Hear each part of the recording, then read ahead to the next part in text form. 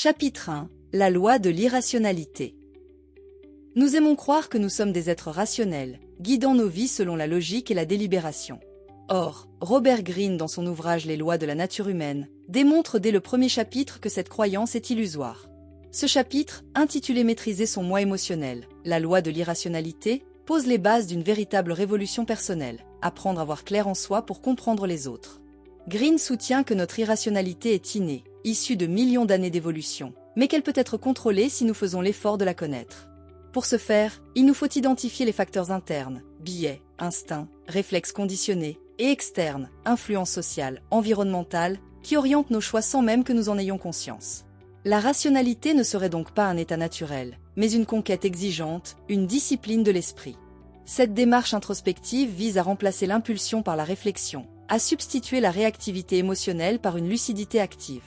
Loin d'être un simple exercice intellectuel, cette quête de rationalité constitue selon Greene un levier de transformation personnelle et collective. Elle nous libère des automatismes mentaux qui sabotent nos projets, nos relations et nos décisions. Pour illustrer son propos, Greene convoque l'exemple de Périclès, stratège de la démocratie athénienne. Confronté à la menace d'une guerre avec Sparte, il préconise la retenue, la stratégie et la lucidité. Il incarne la rationalité politique, l'antidote à la passion populaire. Sa vision long-termiste contraste avec l'agitation émotionnelle de ses contemporains, prompt à céder à la peur, à l'orgueil ou à la colère. Durant son mandat, Périclès fit preuve d'une maîtrise exceptionnelle de ses émotions. Plutôt que d'agir sous la pression populaire, il choisissait de se retirer, de réfléchir longuement, pesant les conséquences de chaque décision. Ainsi, face aux provocations spartiates, il proposa une stratégie défensive innovante, refusant le combat terrestre direct. Cette approche, fondée sur la patience et la logique, permit à Athènes de conserver ses forces et d'éviter les pièges de la guerre impulsive.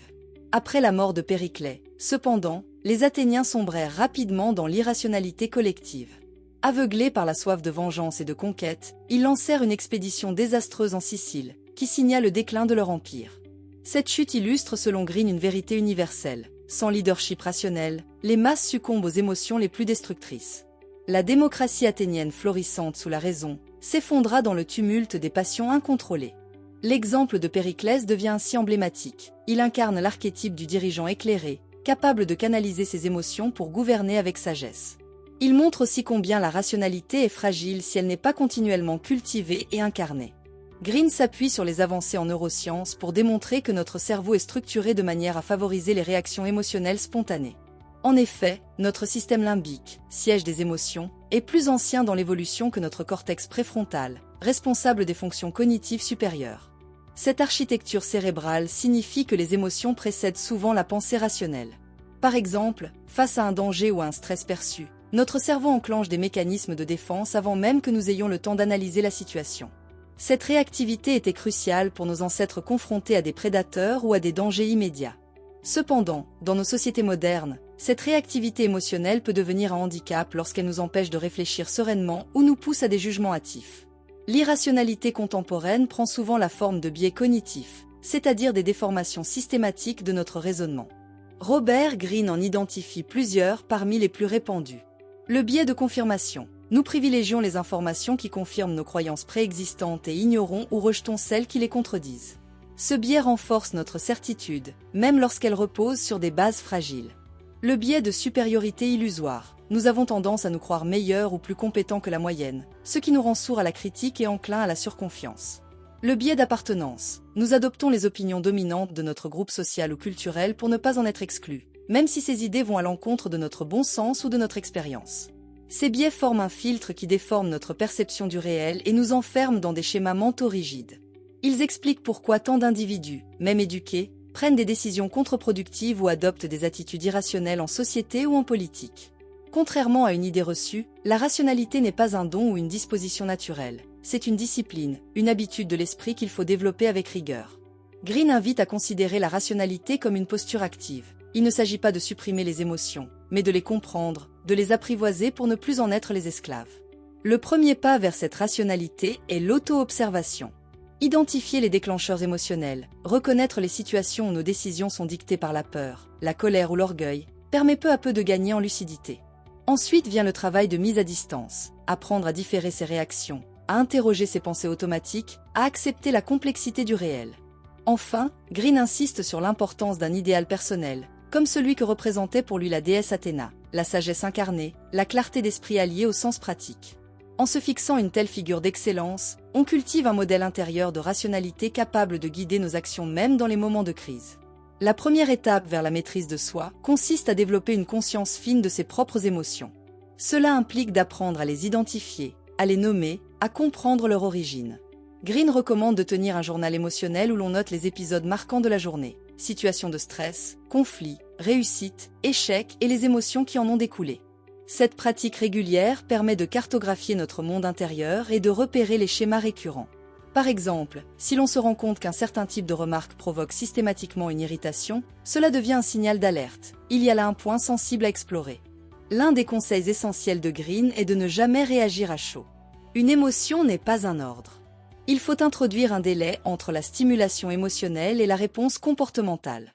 Cette pause peut être de quelques secondes, minutes ou heures, mais elle permet de refroidir l'impulsion première et d'envisager d'autres options. Dans des contextes professionnels ou familiaux, cette stratégie évite nombre de conflits inutiles. Par exemple, face à une critique perçue comme injuste, la réaction instinctive serait de se défendre ou d'attaquer. En prenant du recul, on peut choisir une réponse plus stratégique, poser une question, reformuler, différer la discussion. Green invite également à modifier notre rapport aux autres. Trop souvent, nous projetons sur eux nos propres désirs, peurs ou frustrations. En apprenant à observer les comportements humains comme des phénomènes naturels, sans surinterprétation morale, nous gagnons en sérénité. Ainsi, au lieu de s'emporter face à une personne agressive, on peut se dire « cette personne est probablement en souffrance ou sous pression ». Cela ne signifie pas tout accepter, mais simplement ne pas ajouter notre propre feu émotionnel à celui de l'autre. Les émotions ne sont pas nos ennemis. Elles peuvent bien diriger, devenir des sources d'énergie puissantes. La colère, par exemple, peut nourrir la détermination face à une injustice. La peur peut nous pousser à la préparation et à la prudence. L'enthousiasme peut stimuler la créativité et l'engagement. La clé est de ne pas se laisser dominer par l'émotion brute, mais de la canaliser dans une action consciente et constructive. Green parle ici de l'art du cavalier et du cheval. La raison n'élimine pas la force du cheval, elle la guide. Une autre technique évoquée par Green est la visualisation anticipée des situations émotionnellement sensibles. En s'imaginant à l'avance dans une scène conflictuelle, par exemple une réunion tendue ou une négociation difficile, on peut se préparer mentalement à garder son calme, à écouter activement, à poser les bonnes questions. Cette préparation diminue l'intensité de la réaction réelle, car le cerveau ayant déjà vécu la situation, l'aperçoit comme moins menaçante. C'est une forme d'entraînement émotionnel, comparable à celui des sportifs ou des artistes de scène. Le modèle proposé par Robert Greene s'inspire largement de figures historiques occidentales telles que Périclès ou la déesse Athéna, symbole de sagesse, de stratégie et de modération. Cependant, cette référence culturelle pose la question de l'universalité du modèle. Dans d'autres civilisations, comme celles d'Asie orientale, d'Afrique ou d'Amérique du Sud, les émotions peuvent être perçues différemment. Elles ne sont pas toujours considérées comme des obstacles à la raison, mais parfois comme des voies d'intuition ou d'harmonie avec le groupe. Ainsi, dans les philosophies orientales comme le taoïsme ou le bouddhisme, la recherche de l'équilibre émotionnel ne passe pas uniquement par le contrôle rationnel, mais par l'acceptation fluide de ce qui est. Cela invite à relativiser le modèle grec rationnel présenté par Greene, en reconnaissant qu'il existe d'autres formes de sagesse émotionnelle, peut-être moins analytiques mais tout aussi efficaces. Greene insiste sur les dangers des émotions non contrôlées, mais certains courants de psychologie contemporaine comme la psychologie humaniste ou la psychologie positive valorisent le rôle des émotions dans le développement personnel. L'émotion, loin d'être uniquement un biais ou une menace, peut aussi être un signal précieux. Elle nous informe de nos besoins, de nos valeurs, de nos limites. La colère face à une injustice peut nourrir un engagement civique. La tristesse peut ouvrir à l'empathie. La peur peut être un signal utile de prudence ou de protection.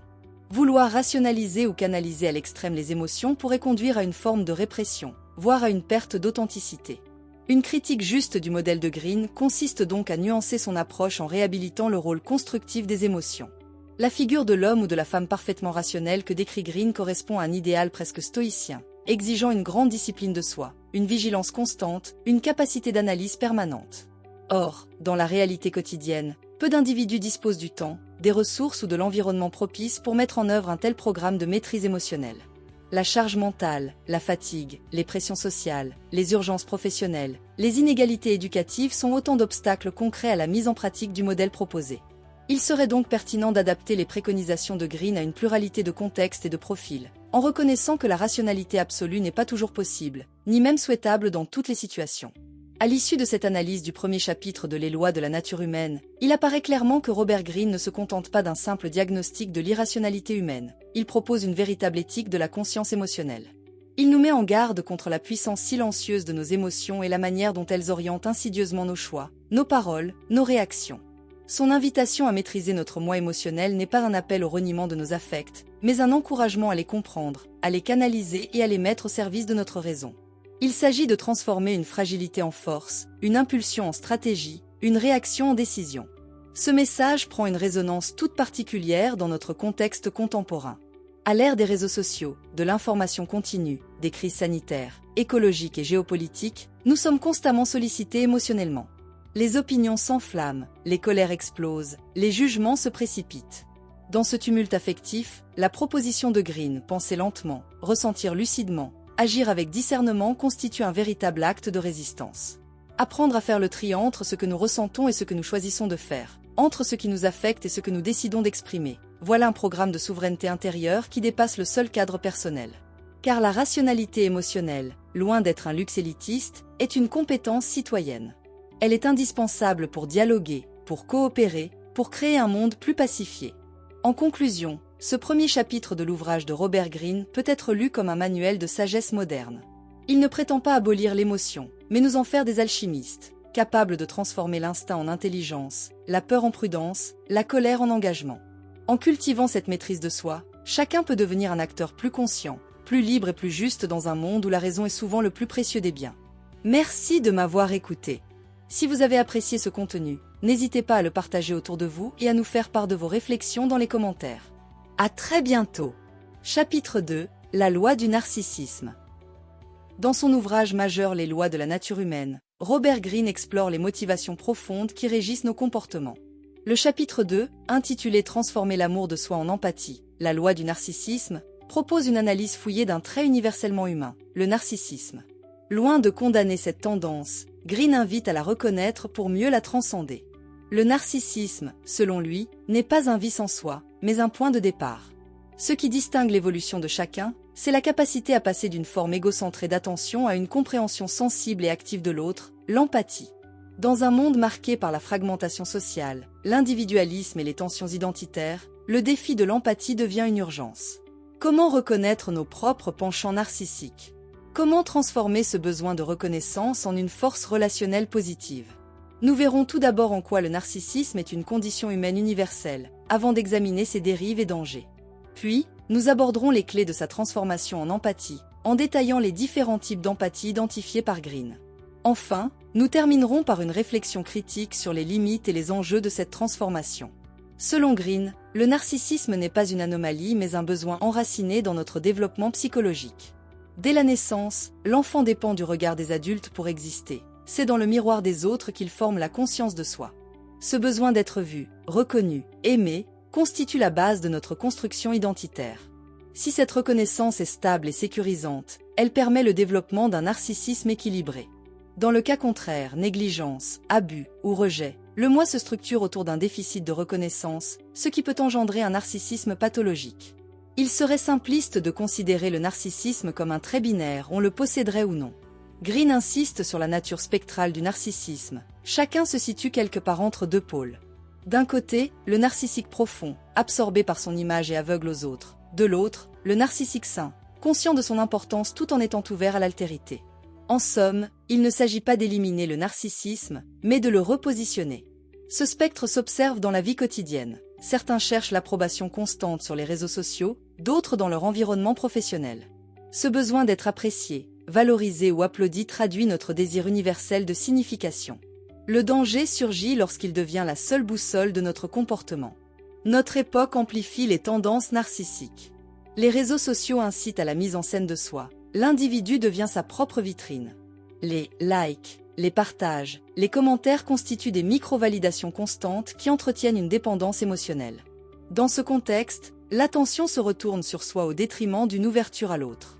L'idéologie de la performance, le culte de l'apparence, la valorisation du succès individuel participent également à cette dynamique. Le narcissisme, loin d'être marginal, devient une norme. Greene nous pousse à en prendre conscience non pour s'en affranchir totalement, mais pour éviter qu'il ne parasite nos relations humaines. Robert Greene dresse le profil du narcissique profond comme celui d'un individu excessivement centré sur lui-même, souffrant d'un déficit chronique d'empathie. Ce type de personnalité développe une dépendance au regard des autres, cherchant sans cesse à renforcer une image idéalisée de soi. Il est hypersensible à la critique, sujet à des réactions violentes ou défensives lorsqu'il se sent menacé dans son statut ou sa réputation. Ce besoin obsessionnel d'admiration peut conduire à la manipulation des autres, à une exploitation émotionnelle ou professionnelle. Un exemple marquant proposé par Robert Greene dans le chapitre est celui de l'écrivain russe Léon Tolstoï. Cet homme célébré dans le monde entier pour son génie littéraire et sa quête d'idéal moral, prônait publiquement des valeurs de simplicité, de non-violence et de renoncement aux richesses matérielles. Il inspirait des générations entières par ses écrits et ses prises de position radicales. Pourtant, derrière cette figure emblématique d'éthique et d'élévation spirituelle se cachait une réalité bien plus trouble dans la sphère privée. Greene montre que Tolstoï imposait ses convictions morales à sa famille, en particulier à sa femme, Sofia Androyevna. Il décidait unilatéralement de changer leur mode de vie, refusant par exemple les droits d'auteur sur ses livres, ou aspirant à vivre comme un paysan sans réellement tenir compte des besoins concrets de ses proches. Sofia, qui l'aimait profondément et l'avait soutenue pendant des décennies, se retrouvait seule à gérer les affaires pratiques, souvent incomprise et ignorée dans sa souffrance. Elle a laissé des journaux intimes dans lesquels elle décrit son isolement et la douleur de vivre avec un homme si absorbé par ses idéaux qu'il en oubliait l'essentiel, la relation humaine. Ce contraste entre grandeur publique et aveuglement émotionnel intime est pour Greene un exemple de narcissisme non conscient. Il ne s'agit pas ici d'un égoïsme ordinaire ou d'une vanité affichée, mais d'une forme d'oubli de l'autre, masquée par des intentions louables. Tolstoï croyait œuvrer pour le bien, mais son manque d'écoute et de considération émotionnelle transformait sa noblesse morale en source de souffrance pour ceux qui l'aimaient. Ainsi, même les personnes les plus admirables peuvent tomber dans le piège du narcissisme mal canalisé, lorsqu'elles ne prennent pas la peine d'examiner l'impact de leur choix sur leur entourage. Cet exemple renforce l'idée que la maîtrise de soi émotionnelle ne se limite pas à l'introspection personnelle, mais implique une véritable responsabilité relationnelle. C'est dans la manière dont nous traitons ceux qui nous sont proches que se révèle notre capacité à être vraiment lucide, équilibré et juste. Le narcissisme toxique ne nuit pas seulement à ceux qui l'exercent, mais aussi à ceux qui en sont les victimes. Les relations interpersonnelles deviennent instrumentales, l'autre n'est plus perçu comme une fin en soi, mais comme un moyen d'atteindre ses propres objectifs. Il en résulte une souffrance relationnelle, un climat de méfiance, et parfois même une perte d'estime de soi chez les proches du narcissique. Pour la personne narcissique elle-même, les conséquences peuvent être tout aussi destructrices. L'isolement, la paranoïa, la détresse existentielle apparaissent souvent à mesure que le narcissique se coupe du monde réel. Prisonnier de son image, il finit par ne plus accéder à l'authenticité des liens humains, ni à ses propres émotions profondes. À l'échelle collective, la propagation du narcissisme toxique menace la cohésion sociale. Dans un environnement où chacun cherche à s'imposer, à briller, à dominer la scène, la coopération devient difficile. Le dialogue est remplacé par la compétition, l'écoute par la performance. Les technologies numériques accentuent cette tendance. Les plateformes sociales récompensent les comportements narcissiques, exhibition de soi, recherche d'approbation rapide, polarisation des opinions. Cette dynamique favorise une communication superficielle et l'affaiblissement du lien intersubjectif. Face à cette situation, Greene invite à reconnaître ces dérives non pour céder au cynisme, mais pour mieux construire une alternative. Le dépassement du narcissisme passe par un recentrage sur des valeurs relationnelles fortes et par une prise de conscience de notre interdépendance fondamentale. Plutôt que de chercher à éliminer le narcissisme, Greene propose d'en faire une base pour bâtir une personnalité plus équilibrée. Le narcissisme sain repose sur une connaissance lucide de soi, une acceptation de ses forces et de ses limites. Il s'accompagne d'une capacité à se valoriser sans dépendre exclusivement du regard extérieur. Un narcissique sain est capable d'autodérision, de recul et surtout d'attention envers les autres. Cette forme d'amour-propre, fondée sur la sécurité intérieure, devient un tremplin vers l'ouverture. Deux voies sont alors possibles, investir cette énergie dans la création, artistique, intellectuelle, professionnelle ou dans le lien humain. L'individu cesse d'être enfermé dans une quête égocentrée pour s'inscrire dans un projet plus large, collectif. Tourner son attention vers soi, on apprend à observer, écouter et comprendre autrui. Ce déplacement de l'attention est au cœur de la transformation que Greene propose. Il ne s'agit pas d'un renoncement, mais d'une extension de la conscience de soi vers la conscience de l'autre. Cette attention à l'autre devient un outil stratégique puissant. Dans la vie professionnelle, elle permet de mieux gérer les équipes, de désamorcer les tensions, de convaincre sans manipuler. Dans la sphère privée, elle nourrit des relations authentiques et durables. Green insiste sur le fait que cette attention tournée vers autrui ne se décrète pas, elle se cultive, par l'expérience, l'écoute et l'introspection. Comme toute compétence, l'empathie se développe par la pratique. Green propose des techniques concrètes, l'écoute active, qui consiste à suspendre son jugement pour entendre vraiment ce que dit l'autre, l'observation fine du langage non verbal, la reformulation, qui vérifie la bonne compréhension. À ces techniques s'ajoute une disposition intérieure, la curiosité sincère. Il ne suffit pas d'appliquer des méthodes, encore faut-il s'intéresser réellement à la subjectivité d'autrui. Cela demande de renoncer temporairement à son propre point de vue, de se décentrer pour adopter une perspective nouvelle. Cette opération mentale, difficile, demande discipline, humilité et ouverture. Enfin, Green cite des exemples de figures historiques ayant incarné cette transformation. Ernest Shackleton, explorateur charismatique, dont la capacité à percevoir les besoins de ces hommes dans des conditions extrêmes fut décisive pour leur survie. Ce type de leadership empathique montre que l'empathie n'est pas faiblesse, mais puissance maîtrisée. La première forme d'empathie décrite par Green est d'ordre mental. Il s'agit d'adopter une disposition d'esprit bienveillante et curieuse envers autrui. Cela passe par la suspension du jugement, l'humilité et l'ouverture à la complexité humaine.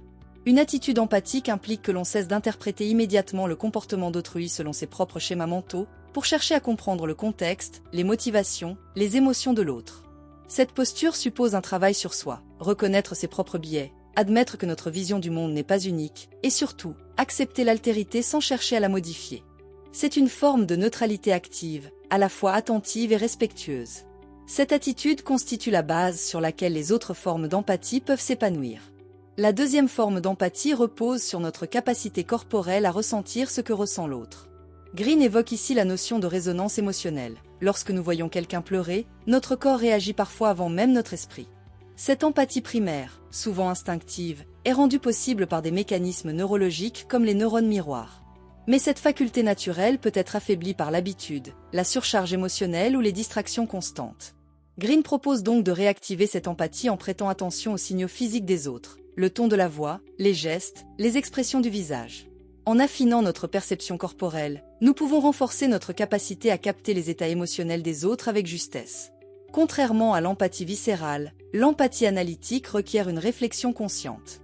Il s'agit ici de comprendre les schémas mentaux d'autrui, en tenant compte de son histoire personnelle, de sa culture, de son éducation, de ses croyances. C'est une forme d'analyse psychologique qui nécessite une observation attentive et une capacité de déduction. Cette forme d'empathie est particulièrement utile dans les environnements professionnels multiculturels ou dans les contextes de négociation. En comprenant ce qui structure la pensée de l'autre, on peut adapter son discours, anticiper ses réactions, établir un pont de communication plus solide. Green insiste sur le fait que cette forme d'empathie ne vise pas à manipuler, mais à créer une compréhension mutuelle plus fine. Enfin, Green évoque une forme supérieure d'empathie qui intègre les précédentes, une compétence empathique globale. Cette compétence combine l'ouverture d'esprit, la sensibilité corporelle et la compréhension intellectuelle dans une posture unifiée. Il ne s'agit plus simplement de réagir de manière empathique dans une situation ponctuelle, mais d'incarner cette qualité dans toutes les sphères de la vie. Cette compétence se forge par l'expérience, la répétition, l'échec parfois, mais surtout par une volonté constante de grandir humainement. Elle confère un avantage considérable dans les relations interpersonnelles. Elle permet de bâtir la confiance, de désamorcer les conflits, d'inspirer le respect.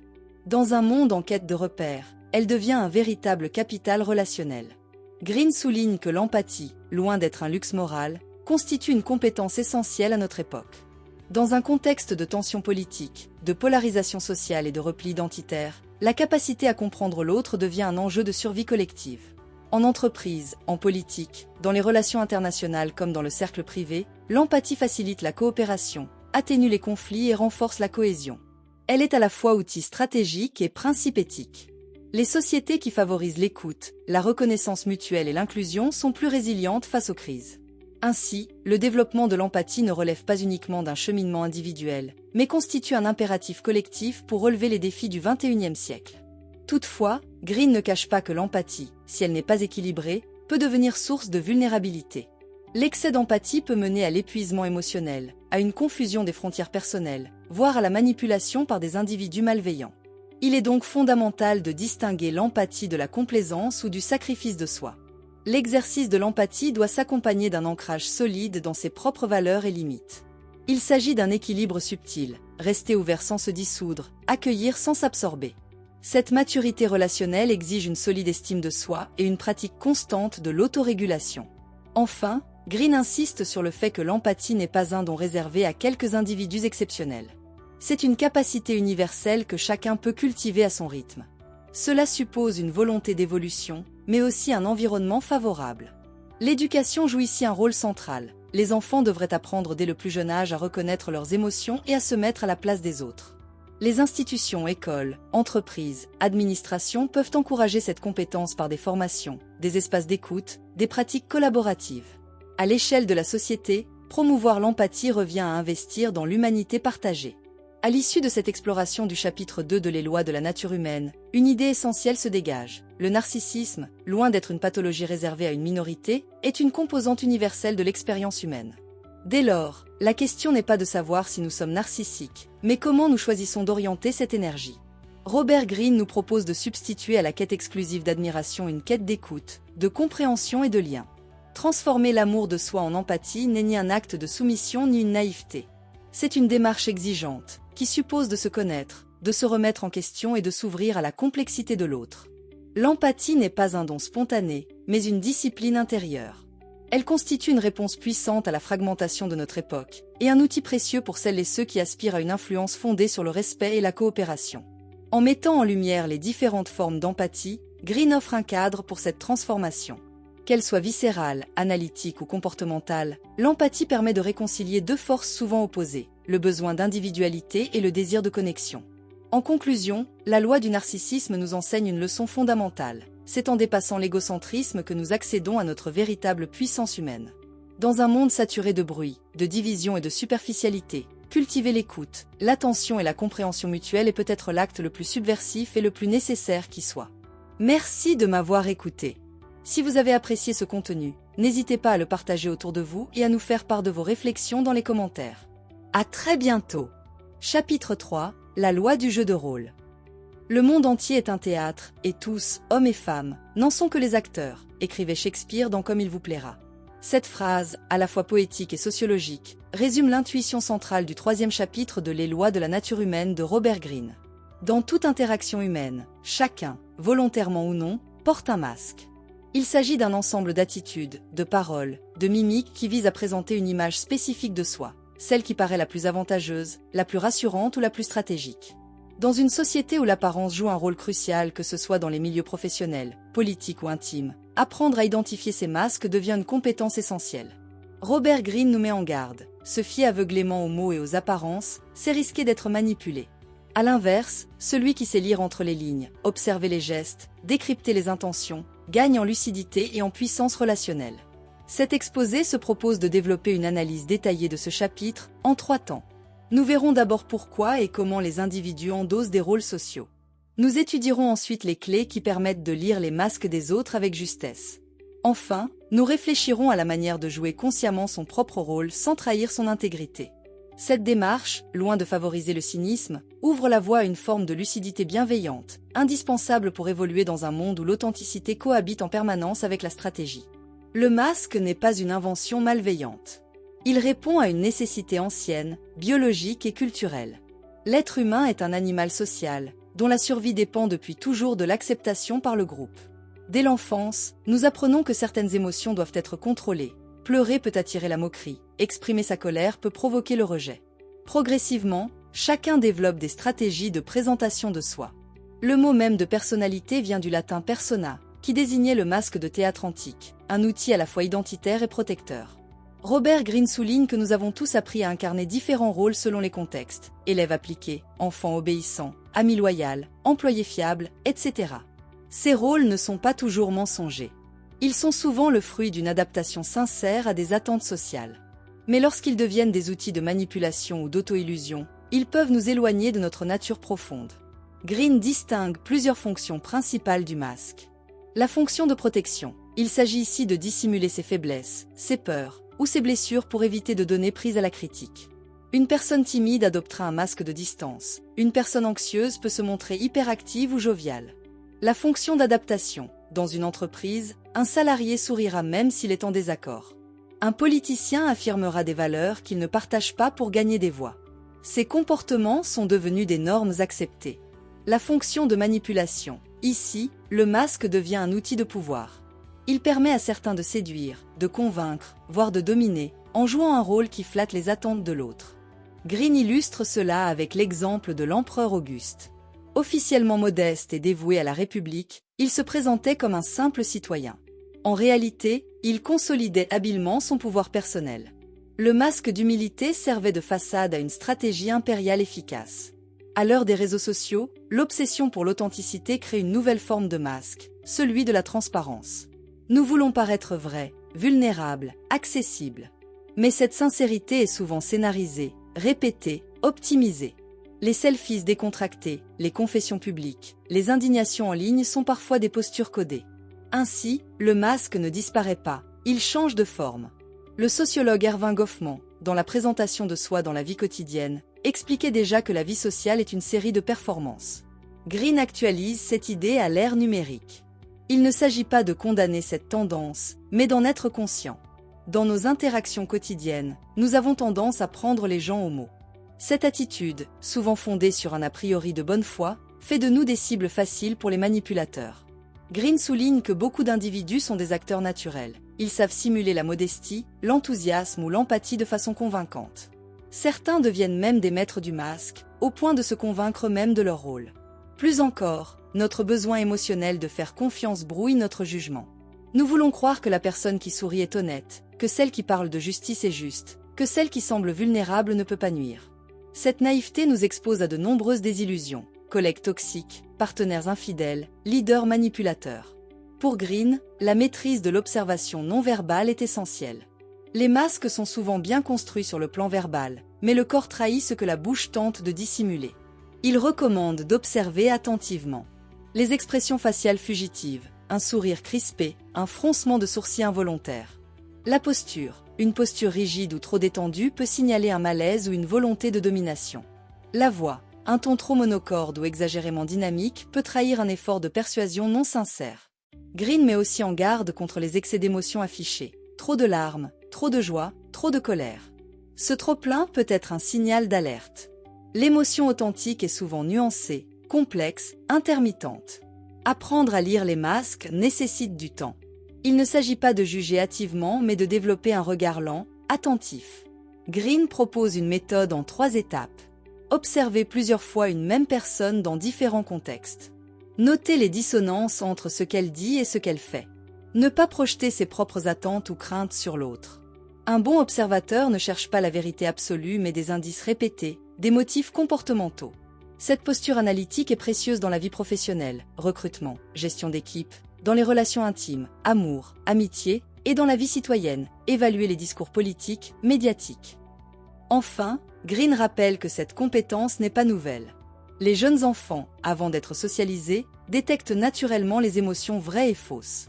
Ils évitent instinctivement les adultes instables, reconnaissent les visages bienveillants. Cette intuition se perd avec le conditionnement social.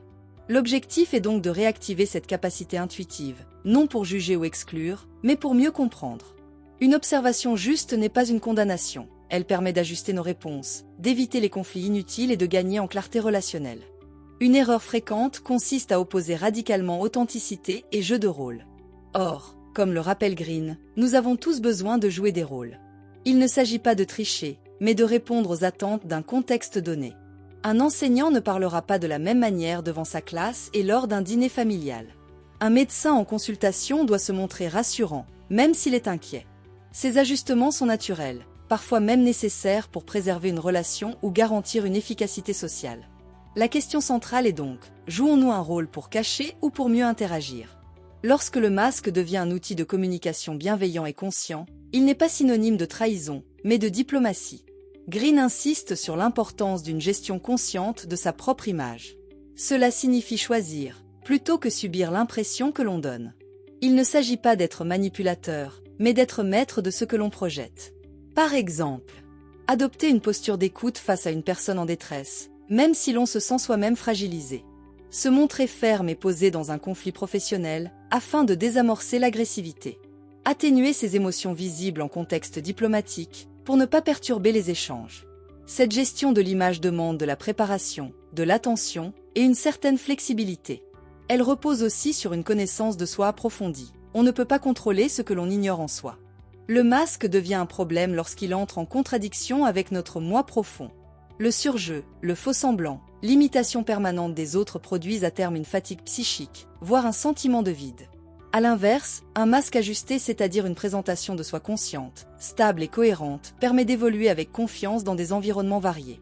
Green suggère que les grands leaders, les artistes inspirants ou les enseignants marquants ne sont pas ceux qui révèlent tout d'eux-mêmes, mais ceux qui offrent une image claire, rassurante et alignée. Ils sont lisibles sans être transparents. Leur masque devient une extension de leur mission, non une dissimulation opportuniste. Jouer un rôle n'est pas condamnable en soi. Ce qui importe, c'est l'intention. Mentir pour obtenir un avantage égoïste n'est pas équivalent à adapter son comportement pour aider, pour enseigner ou pour construire un climat apaisé. Cette nuance est fondamentale. Maîtriser son masque, dans cette optique, relève d'une éthique du rapport à l'autre. Il ne s'agit ni de se montrer tout entier ni de se cacher entièrement, mais d'offrir à autrui une version de soi lisible, juste et adaptée. Ce savoir-être, loin du cynisme, est une forme de maturité relationnelle. Ce troisième chapitre de Robert Greene nous rappelle une vérité simple et souvent oubliée. L'apparence est une construction. Chacun de nous, à chaque instant, joue un rôle. Ce rôle n'est ni bon ni mauvais en soi. Il est le produit de notre besoin d'être compris, accepté. Mais lorsqu'il devient inconscient, incontrôlé ou manipulateur, il peut devenir source de confusion, de souffrance ou de trahison. Comprendre les masques que portent les autres, c'est se donner les moyens de mieux interpréter le réel. Ce n'est pas juger, mais observer. Ce n'est pas dénoncer, mais décrypter. En apprenant à lire les gestes, les silences, les postures, nous reprenons le contrôle sur nos relations. En observant sans naïveté, nous pouvons répondre avec justesse. De même, apprendre à gérer son propre masque, ce n'est pas mentir, c'est ajuster sa communication pour rester fidèle à son intention tout en respectant l'environnement relationnel. La maîtrise du masque est une compétence relationnelle, au service de la paix, de l'authenticité et de la cohérence. Elle permet d'éviter les conflits inutiles, de poser des limites sans violence, d'exercer un leadership serein. Ainsi, l'enseignement de Greene ne pousse pas à la manipulation, mais à la lucidité. Il invite à une double vigilance, sur soi et sur autrui. Cette vigilance n'est pas de la méfiance, mais une forme de responsabilité. Elle nous permet de tisser des liens plus vrais, plus solides et plus respectueux. Dans un monde saturé d'images, de paroles et d'émotions surjouées, développer cette intelligence des masques est un acte de sagesse. C'est, au fond, l'un des chemins les plus sûrs vers une relation à l'autre plus humaine, plus consciente et plus libre. Merci de m'avoir écouté.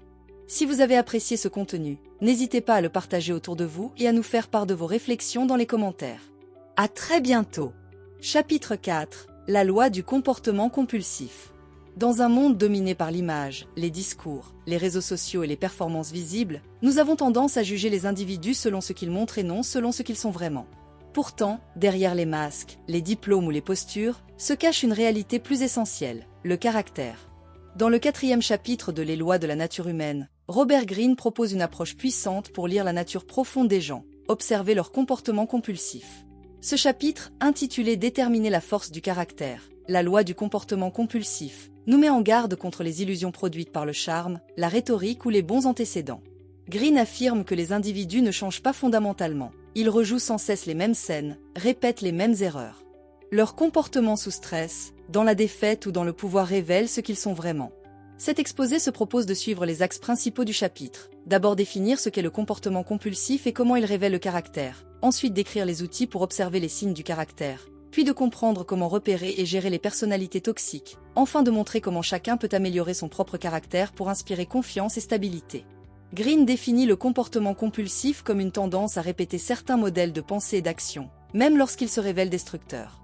Cette compulsion s'enracine dans l'enfance, dans les blessures non traitées, les complexes ou encore les conditionnements familiaux. Une personne abandonnée jeune cherchera sans cesse la validation. Un individu humilié deviendra hyper contrôlant. Ces réflexes deviennent des automatismes de comportement. Greene illustre cette loi par des figures historiques obsédées par un trait de caractère qu'elles ne parviennent pas à maîtriser. Le cas de Lyndon Johnson, président des États-Unis dans les années 1960, en est une démonstration saisissante. Homme politique redoutable, Johnson possédait une intelligence stratégique aiguë et une volonté de réformer profondément la société américaine, notamment par le biais de sa politique de la grande société. Cependant, derrière cette façade de leadership ambitieux se cachait une compulsion insatiable, celle de dominer, de contrôler et de s'imposer par tous les moyens. Il était connu pour ses méthodes brutales, sa manière de rabaisser ses collaborateurs et de centraliser toutes les décisions autour de lui.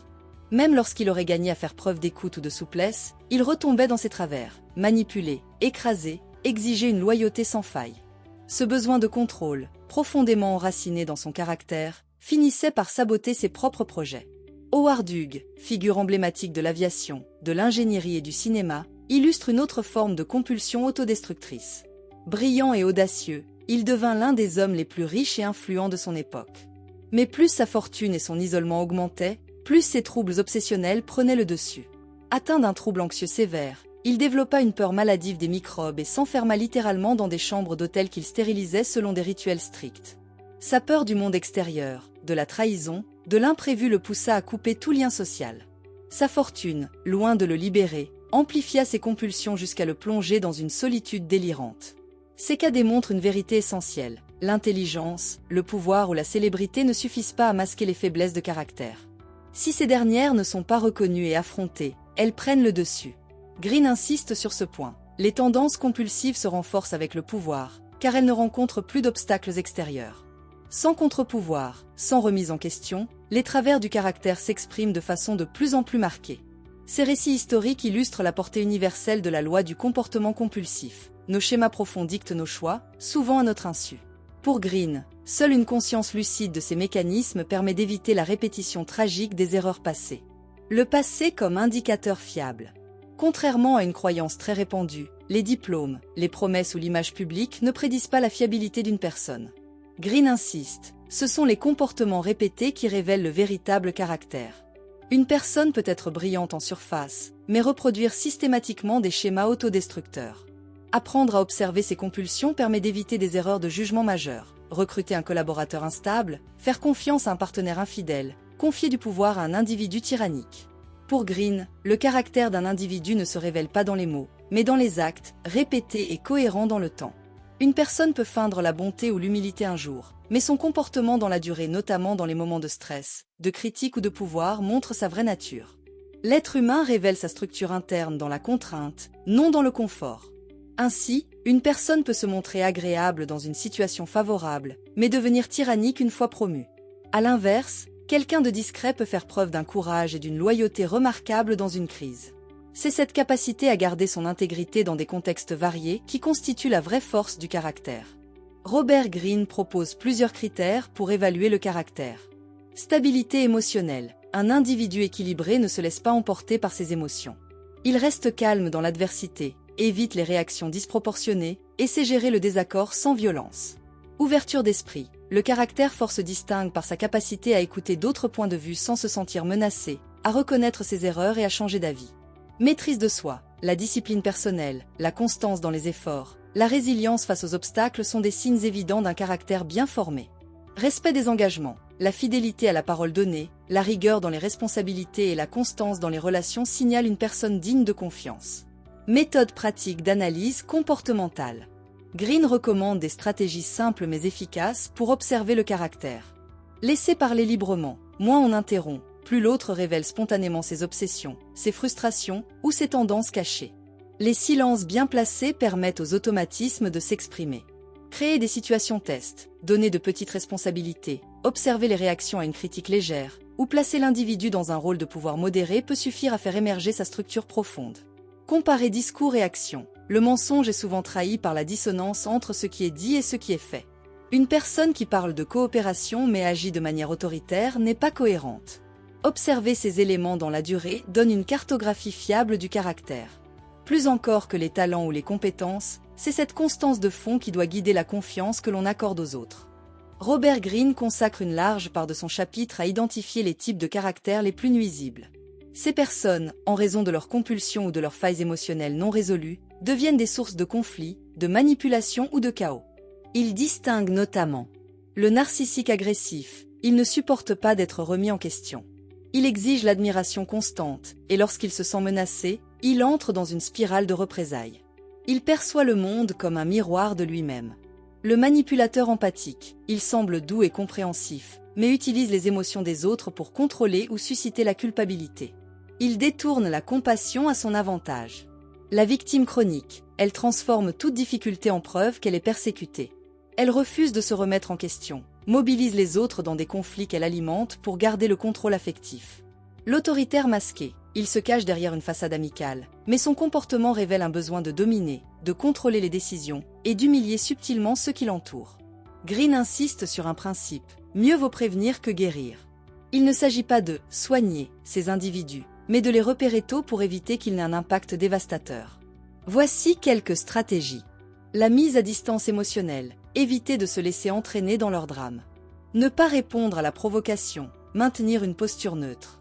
La clarification des limites, poser des cadres précis, rappeler les règles, fixer des attentes claires sans agressivité. La discrétion stratégique. Dans certains cas, il faut éviter d'exposer ses faiblesses ou ses intentions à ses profils. La transparence peut être utilisée contre soi. Green recommande une forme d'hygiène sociale, choisir avec soin les personnes à qui l'on donne son temps, sa confiance, son énergie. Cela s'applique autant à la sphère professionnelle, collaborateurs, supérieurs, clients, qu'à la sphère intime, amis, partenaires amoureux, membres de la famille. Le caractère fiable, prévisible, constant est une ressource rare mais précieuse. En investissant dans ce type de relation, on renforce sa propre stabilité. En se liant à des individus compulsifs ou instables, on prend le risque de dérégler son environnement affectif ou professionnel. Reconnaître ces profils toxiques ne relève pas du jugement moral, mais du discernement protecteur. C'est une compétence sociale fondamentale pour préserver son équilibre et sa lucidité. Pour Green, un caractère supérieur ne se définit pas par le succès extérieur, la popularité ou l'intelligence académique. Il repose sur des qualités profondes, constance, honnêteté, fiabilité, capacité à agir selon des principes, même sous pression. Ce type de caractère inspire confiance car il ne varie pas selon les circonstances. Il ne trahit pas ses engagements, ne cède pas à la panique ou à l'orgueil, et garde une forme d'humilité active. Dans les temps de crise, de tels individus deviennent des repères pour leur entourage. Ils ne fuient pas leurs responsabilités, ne cherchent pas de boucs émissaires, mais font preuve de courage, de lucidité et de loyauté. Leur solidité morale crée de la stabilité autour d'eux. Green affirme que chacun possède en lui des tendances compulsives. Plutôt que de les nier, il invite à les reconnaître, noter les situations récurrentes où l'on échoue, où l'on réagit mal, où l'on reproduit les mêmes erreurs. Ce travail d'introspection est le point de départ d'un changement véritable. Il faut également identifier les déclencheurs émotionnels, peur du rejet, besoin de reconnaissance, colère mal digérée. En observant ces impulsions, on peut apprendre à les désamorcer et à agir selon une volonté réfléchie. Certaines qualités se cultivent comme des muscles. La patience, apprendre à attendre, à temporiser, à ne pas réagir dans l'instant. La résilience, tirer des leçons de ses échecs, transformer la douleur en force intérieure. L'humilité, accepter ses limites, écouter les autres, rester ouvert au doute. La constance, tenir ses engagements, même quand l'enthousiasme initial disparaît. Ces vertus ne sont pas spectaculaires, mais elles construisent un socle de solidité intérieure. Elles permettent de résister aux manipulations, de diriger sans dominer et de construire des relations durables. Le caractère supérieur a une force d'entraînement. Sans imposer, il inspire. Sans séduire, il attire. En cultivant une stabilité émotionnelle, une transparence mesurée et une fidélité à ses valeurs, on devient un modèle implicite pour les autres. Green termine ce chapitre sur une note optimiste. Chacun peut par l'observation, l'effort et la volonté dépasser ses compulsions. Ce travail patient permet non seulement d'améliorer ses relations, mais aussi de contribuer à une société plus stable et plus humaine. À travers ce 4e chapitre, Robert Greene nous offre une leçon fondamentale. Ce qui détermine la valeur d'une personne n'est pas ce qu'elle dit ou prétend être, mais ce qu'elle répète inconsciemment, jour après jour. Le comportement compulsif n'est pas une faiblesse honteuse, c'est un signal. Il révèle les blessures, les peurs, les habitudes enracinées qui façonnent le caractère. En apprenant à lire ces signes, nous développons une intelligence sociale bien plus fine que celle fondée sur l'apparence ou le statut. Observer le caractère, c'est donc un acte de lucidité et de protection. Cela nous permet de faire des choix plus éclairés dans nos relations, d'éviter les alliances destructrices et de construire autour de nous un environnement sain, basé sur la confiance, la cohérence et la stabilité. Mais cette démarche ne s'arrête pas à l'observation des autres, elle nous invite aussi à nous examiner nous-mêmes. Quels sont nos automatismes ? Nos compulsions cachées ? En quoi réagissons-nous toujours de la même manière ? En prenant conscience de ces schémas, nous avons le pouvoir de les transformer. C'est un travail exigeant, mais profondément libérateur. Ainsi, Robert Greene nous propose une philosophie à la fois pragmatique et exigeante. Mieux comprendre les autres, mieux nous comprendre nous-mêmes, pour mieux vivre ensemble. Le caractère, loin d'être une fatalité, devient un projet, celui d'une construction consciente, éthique et responsable de soi. Merci de m'avoir écouté. Si vous avez apprécié ce contenu, n'hésitez pas à le partager autour de vous et à nous faire part de vos réflexions dans les commentaires. À très bientôt. Chapitre 5. La loi de la convoitise. Dans notre société saturée d'images, de sollicitations et de stimulations constantes, il devient de plus en plus difficile de capter durablement l'attention ou d'inspirer un intérêt sincère. La visibilité est partout, mais la véritable attraction se raréfie. Dans ce contexte, Robert Greene, dans le 5e chapitre de Les lois de la nature humaine, propose une analyse originale et percutante. Pour devenir une personne influente, il ne faut pas chercher à plaire à tout prix, mais à être désiré, convoité, insaisissable. Ce chapitre intitulé « Devenez un objet de désir insaisissable, la loi de la convoitise » analyse la dynamique du désir humain et ses conséquences sociales. Greene soutient que ce n'est pas la possession qui motive l'homme, mais la poursuite. Ce que l'on a devient fade, ce que l'on ne peut pas atteindre suscite l'obsession. Cette loi de convoitise, bien comprise, peut être utilisée stratégiquement, non seulement dans les relations sentimentales, mais aussi dans les sphères professionnelles, politiques ou culturelles. Robert Greene commence par souligner une vérité essentielle. Le désir ne naît pas de la valeur intrinsèque d'un objet, mais de la projection que nous y plaquons. Ce n'est pas tant la chose que nous voulons, mais l'image qu'elle évoque, l'émotion qu'elle promet, l'imaginaire qu'elle active. Ainsi, un simple bijou devient précieux non par sa matière, mais parce qu'il évoque le statut, l'amour ou le pouvoir. La convoitise est une construction mentale, souvent fondée sur l'illusion et l'exagération. Greene insiste sur le fait que l'esprit humain est programmé pour désirer ce qui est perçu comme rare, mystérieux ou interdit. L'accessibilité tue le désir, l'inaccessibilité le nourrit. Plus une personne semble distante ou insaisissable, plus elle devient un écran de projection pour les fantasmes des autres. L'être humain est motivé par ce qu'il n'a pas. Ce mécanisme psychologique est profondément enraciné dans notre structure affective. Ce que l'on possède perd rapidement de sa saveur, ce que l'on n'atteint pas devient passionnant. Greene observe que ce principe traverse les âges et les cultures. Les histoires d'amour les plus puissantes ne sont pas celles de l'harmonie durable, mais celles de la quête, de l'attente, du risque. C'est l'absence qui crée la tension, le vide qui suscite l'obsession. Ce mécanisme est bien connu des romanciers et des publicitaires. L'indisponibilité, qu'elle soit temporelle, géographique ou psychologique, fonctionne comme un amplificateur de désir. Il ne s'agit pas de mentir ou de manipuler, mais de comprendre que la frustration bien dosée est plus efficace que la gratification immédiate. Greene évoque l'exemple de Gabrielle Chanel, dite Coco Chanel, comme une incarnation parfaite de cette loi. Issue d'un milieu modeste, abandonnée très jeune dans un orphelinat, elle a su transformer sa trajectoire personnelle en mythe universel. Elle devient une icône non pas par provocation ou par extravagance, mais par une subtile combinaison de sobriété, de mystère et de modernité. Elle ne cherche pas à séduire par la nudité ou l'excès, mais par la retenue, le style et la suggestion. Son usage minimaliste du noir, son rejet des bijoux ostentatoires et son indépendance revendiquée construisent un personnage à contre-courant de l'image féminine de l'époque. Sa discrétion alimente la rumeur, son absence suscite l'impatience, son silence devient un espace de fantasme. Coco Chanel ne donne jamais tout, elle contrôle son image, maîtrise ses apparitions, distille ses confidences avec parcimonie. Elle incarne cette idée que l'on ne désire pas ce que l'on comprend totalement, mais ce qui échappe, ce qui résiste, ce qui interroge. En cela, elle devient une véritable stratège du désir. Greene souligne que Chanel ne se livre jamais complètement. Elle construit sa présence publique sur l'ambiguïté, la contradiction, le paradoxe, orpheline et reine du luxe, dure et sensible, libre et insaisissable.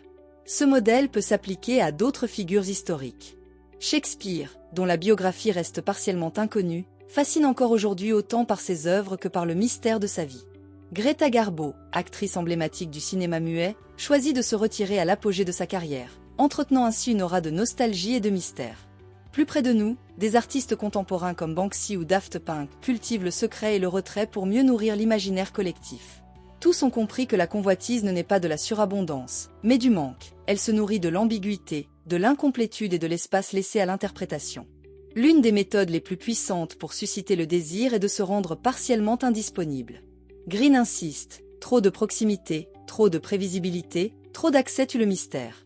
Pour être désiré, il faut être perçu comme un objet rare, voire difficile à atteindre. Cette rareté peut être physique, comme espacer les apparitions, ou verbale, parler moins, mais mieux, ou affective, ne pas se livrer complètement. C'est dans le vide que se loge l'imaginaire. De nombreuses figures publiques ont compris ce principe. Greta Garbo se retira à l'apogée de sa carrière, augmentant ainsi son aura mythique. Shakespeare reste l'un des écrivains les plus mystérieux de l'histoire littéraire, et cette absence d'informations biographiques renforce encore la fascination qu'il suscite. En cultivant le silence, ces personnalités ont stimulé des générations entières de désirs, d'interprétations et de récits. Pour Greene, l'objet de désir est rarement aimé pour lui-même. Il est aimé pour ce qu'il permet d'imaginer. Autrement dit, il fonctionne comme un miroir ou une surface de projection. Celui ou celle qui laisse volontairement des zones d'ombre dans sa vie personnelle, ses opinions ou ses intentions devient une énigme, et cette énigme est désirable. Le désir n'aime pas la transparence, il préfère le suggéré, le sous-entendu, l'esquisse. En ce sens, ceux qui dévoilent tout de même trop rapidement sur les réseaux sociaux ou dans les relations perdent ce pouvoir d'attraction. Greene recommande donc de maîtriser ce que l'on montre, de créer une tension narrative autour de soi, comme un écrivain avec son lecteur. Enfin, Greene évoque un levier encore plus puissant, celui de la transgression. Ce que la société interdit devient automatiquement plus désirable. Ce principe est ancien et universel. Il explique pourquoi certains artistes, chefs politiques ou figures controversées attirent autant d'admiration que de rejet. En jouant avec les limites sociales, en flirtant avec les tabous ou en affichant une singularité assumée, on attise la curiosité et la fascination. Joséphine Baker, dans les années 1930, défiait les conventions raciales et sexuelles. Andy Warhol, avec son refus des normes artistiques, a transformé l'objet banal en icône. Dans tous ces cas, l'audace maîtrisée devient un moteur de désir puissant. Ces stratégies, bien utilisées, permettent non seulement de captiver l'attention, mais aussi de créer autour de soi une aura durable. Elles reposent sur une compréhension fine du fonctionnement humain, et non sur une simple posture esthétique. Greene met en garde contre les dérives possibles de cette loi. Si l'on maîtrise les leviers de la convoitise, on peut facilement tomber dans la manipulation, susciter volontairement l'obsession chez autrui, jouer avec les sentiments, créer une dépendance émotionnelle. Le désir, mal orienté, devient une arme d'emprise. L'objet de désir finit par contrôler celui qui le convoite, et non l'inverse. Dans l'histoire, de nombreux leaders ou figures médiatiques ont utilisé cette dynamique pour renforcer leur pouvoir, parfois au détriment de la liberté ou de la dignité des autres. Les gourous spirituels, les séducteurs narcissiques, ou certains chefs politiques autoritaires cultivent l'aura de mystère pour mieux dominer. Le danger est réel, ce pouvoir d'attraction peut être utilisé à des fins toxiques. Greene ne s'adresse pas seulement à ceux qui désirent devenir objet de convoitise. Il invite aussi chacun à réfléchir à la manière dont il est lui-même sensible à ces mécanismes. Pourquoi désire-t-on tel poste, tel bien matériel, telle personne? Est-ce par besoin profond ou par mimétisme social? Est-ce que ce désir est libre ou conditionné? Reconnaître sa propre tendance à idéaliser ce que l'on n'a pas, à fantasmer une vie plus brillante, un corps plus beau, une relation plus intense, est un premier pas vers une autonomie affective. En se connaissant mieux, on évite d'être piégé par des stratégies externes qui exploitent nos frustrations latentes. Pour Greene, la maîtrise de cette loi ne consiste pas à la rejeter, mais à en faire un outil conscient. Cultiver le désir peut être une forme d'art social, une manière de préserver l'intérêt, la vitalité, la tension dans les relations. Mais cela doit s'accompagner d'une éthique, ne pas susciter de fausses espérances, ne pas jouer avec la souffrance d'autrui, rester transparent sur ses intentions quand cela devient nécessaire. Cette approche ouvre la voie à une philosophie de la mesure. Le désir ne doit pas être supprimé, ce serait nier une dimension essentielle de l'humain, mais il peut être régulé, orienté, canalisé. Ainsi, le mystère, la rareté et la distance ne sont plus des outils de manipulation, mais des espaces de respiration dans des relations trop souvent étouffées par l'immédiateté et la saturation. À l'issue de cette analyse du 5e chapitre de Robert Greene, il apparaît clairement que le désir est un levier d'une puissance rare. Il façonne nos relations, guide nos choix, structure nos sociétés. Mais c'est précisément cette puissance qui en fait un outil à double tranchant. Bien compris et utilisé avec mesure, il peut créer de la fascination, entretenir la curiosité, renforcer la profondeur des échanges. Mal orienté ou manipulé, il peut engendrer frustration, domination et illusions destructrices. Greene nous invite à 2 prises de conscience complémentaires, savoir devenir un objet de désir, non par vanité, mais par stratégie relationnelle, et savoir reconnaître nos propres failles, pour ne pas devenir les esclaves de ce que nous convoitions hier. Ce chapitre est à la fois un guide tactique et une réflexion philosophique sur notre besoin d'inachevé, de tension et d'intensité. En définitive, la véritable force consiste à ne pas être prisonnier du désir, mais à en faire un espace de jeu, de dialogue, de création. Car comme l'écrivait Simone Veil, le désir de lumière produit la lumière. Encore faut-il que ce désir reste éveillé, libre et non captif. Merci de m'avoir écouté. Si vous avez apprécié ce contenu, n'hésitez pas à le partager autour de vous et à nous faire part de vos réflexions dans les commentaires. À très bientôt. Chapitre 6. La loi de la myopie. Nous vivons dans un monde obsédé par l'immédiat. La technologie numérique, les cycles d'information accélérés, la pression sociale et professionnelle constante poussent chacun à réagir plutôt qu'à réfléchir, à satisfaire des besoins urgents plutôt qu'à envisager les conséquences à long terme. Dans ce contexte, Robert Greene consacre le 6e chapitre de Les lois de la nature humaine à une tendance humaine universelle et dangereuse, la myopie mentale. Intitulé « Élevez votre perspective, la loi de la myopie », ce chapitre met en garde contre l'incapacité à penser à long terme. Greene y décrit comment les individus, guidés par leurs émotions, leurs impulsions ou les pressions extérieures, perdent de vue les stratégies globales et se condamnent à répéter les mêmes erreurs. Robert Greene commence par une observation biologique et évolutionniste. Notre cerveau est programmé pour réagir rapidement aux menaces immédiates, pour survivre. Cette aptitude, utile à l'époque préhistorique, devient un piège dans une société moderne complexe. La gratification instantanée, l'urgence émotionnelle, les biais cognitifs comme l'ancrage ou l'aversion à la perte rendent l'homme vulnérable aux décisions précipitées. Greene appelle cela la vision tunnel de la peur. Dès que l'on perçoit une menace, perte d'emploi, crise sanitaire, critique sociale, notre regard se rétrécit. L'auteur illustre cette loi par des exemples saisissants. L'un des plus emblématiques est celui de John Blunt, homme d'affaires britannique du XVIIIe siècle, à l'origine du scandale de la South Sea Company. En promettant des profits rapides sans fondement réel, il entraîna l'économie britannique dans une bulle spéculative dévastatrice. Ce fiasco, résultat d'une vision exclusivement opportuniste et court-termiste, est l'un des premiers exemples documentés d'effondrement boursier lié à la myopie collective.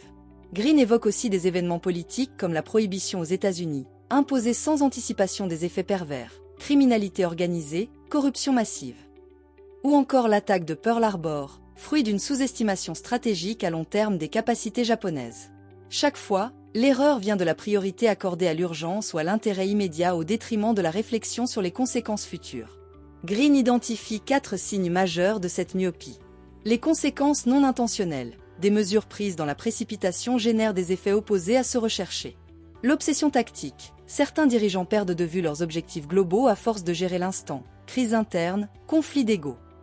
Le syndrome du bandeau boursier, ticker tape fever. Dans les médias, la politique ou les marchés, l'attention est captée par des indicateurs volatiles, sans réflexion sur les tendances profondes.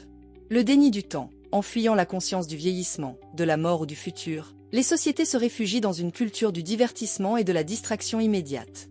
Ces symptômes ne concernent pas seulement les gouvernants ou les chefs d'entreprise, mais chaque individu. Dans nos choix professionnels, relationnels ou financiers, la tentation du court terme nous guette. Le danger est d'agir dans l'émotion plutôt que dans la stratégie, et de répéter des schémas autodestructeurs. Pour Greene, penser à long terme ne relève pas d'un simple exercice intellectuel, c'est un choix stratégique fondamental. Il compare l'esprit humain à un observateur perché sur une montagne. Plus on s'élève, plus on voit loin, et mieux on comprend les liens entre les événements. Cette élévation permet de relier le passé au présent, d'anticiper l'avenir, et surtout d'échapper aux chaînes de l'instant. Avoir une perspective élargie, c'est développer la capacité à différer la gratification, à sacrifier le gain immédiat pour un bénéfice durable. Greene insiste sur l'importance du détachement émotionnel. Seule une certaine froideur, une distance avec ses propres peurs et désirs, permet de penser clairement. Cela ne signifie pas l'indifférence, mais la capacité à ne pas agir sous le coup de la panique ou de l'excitation.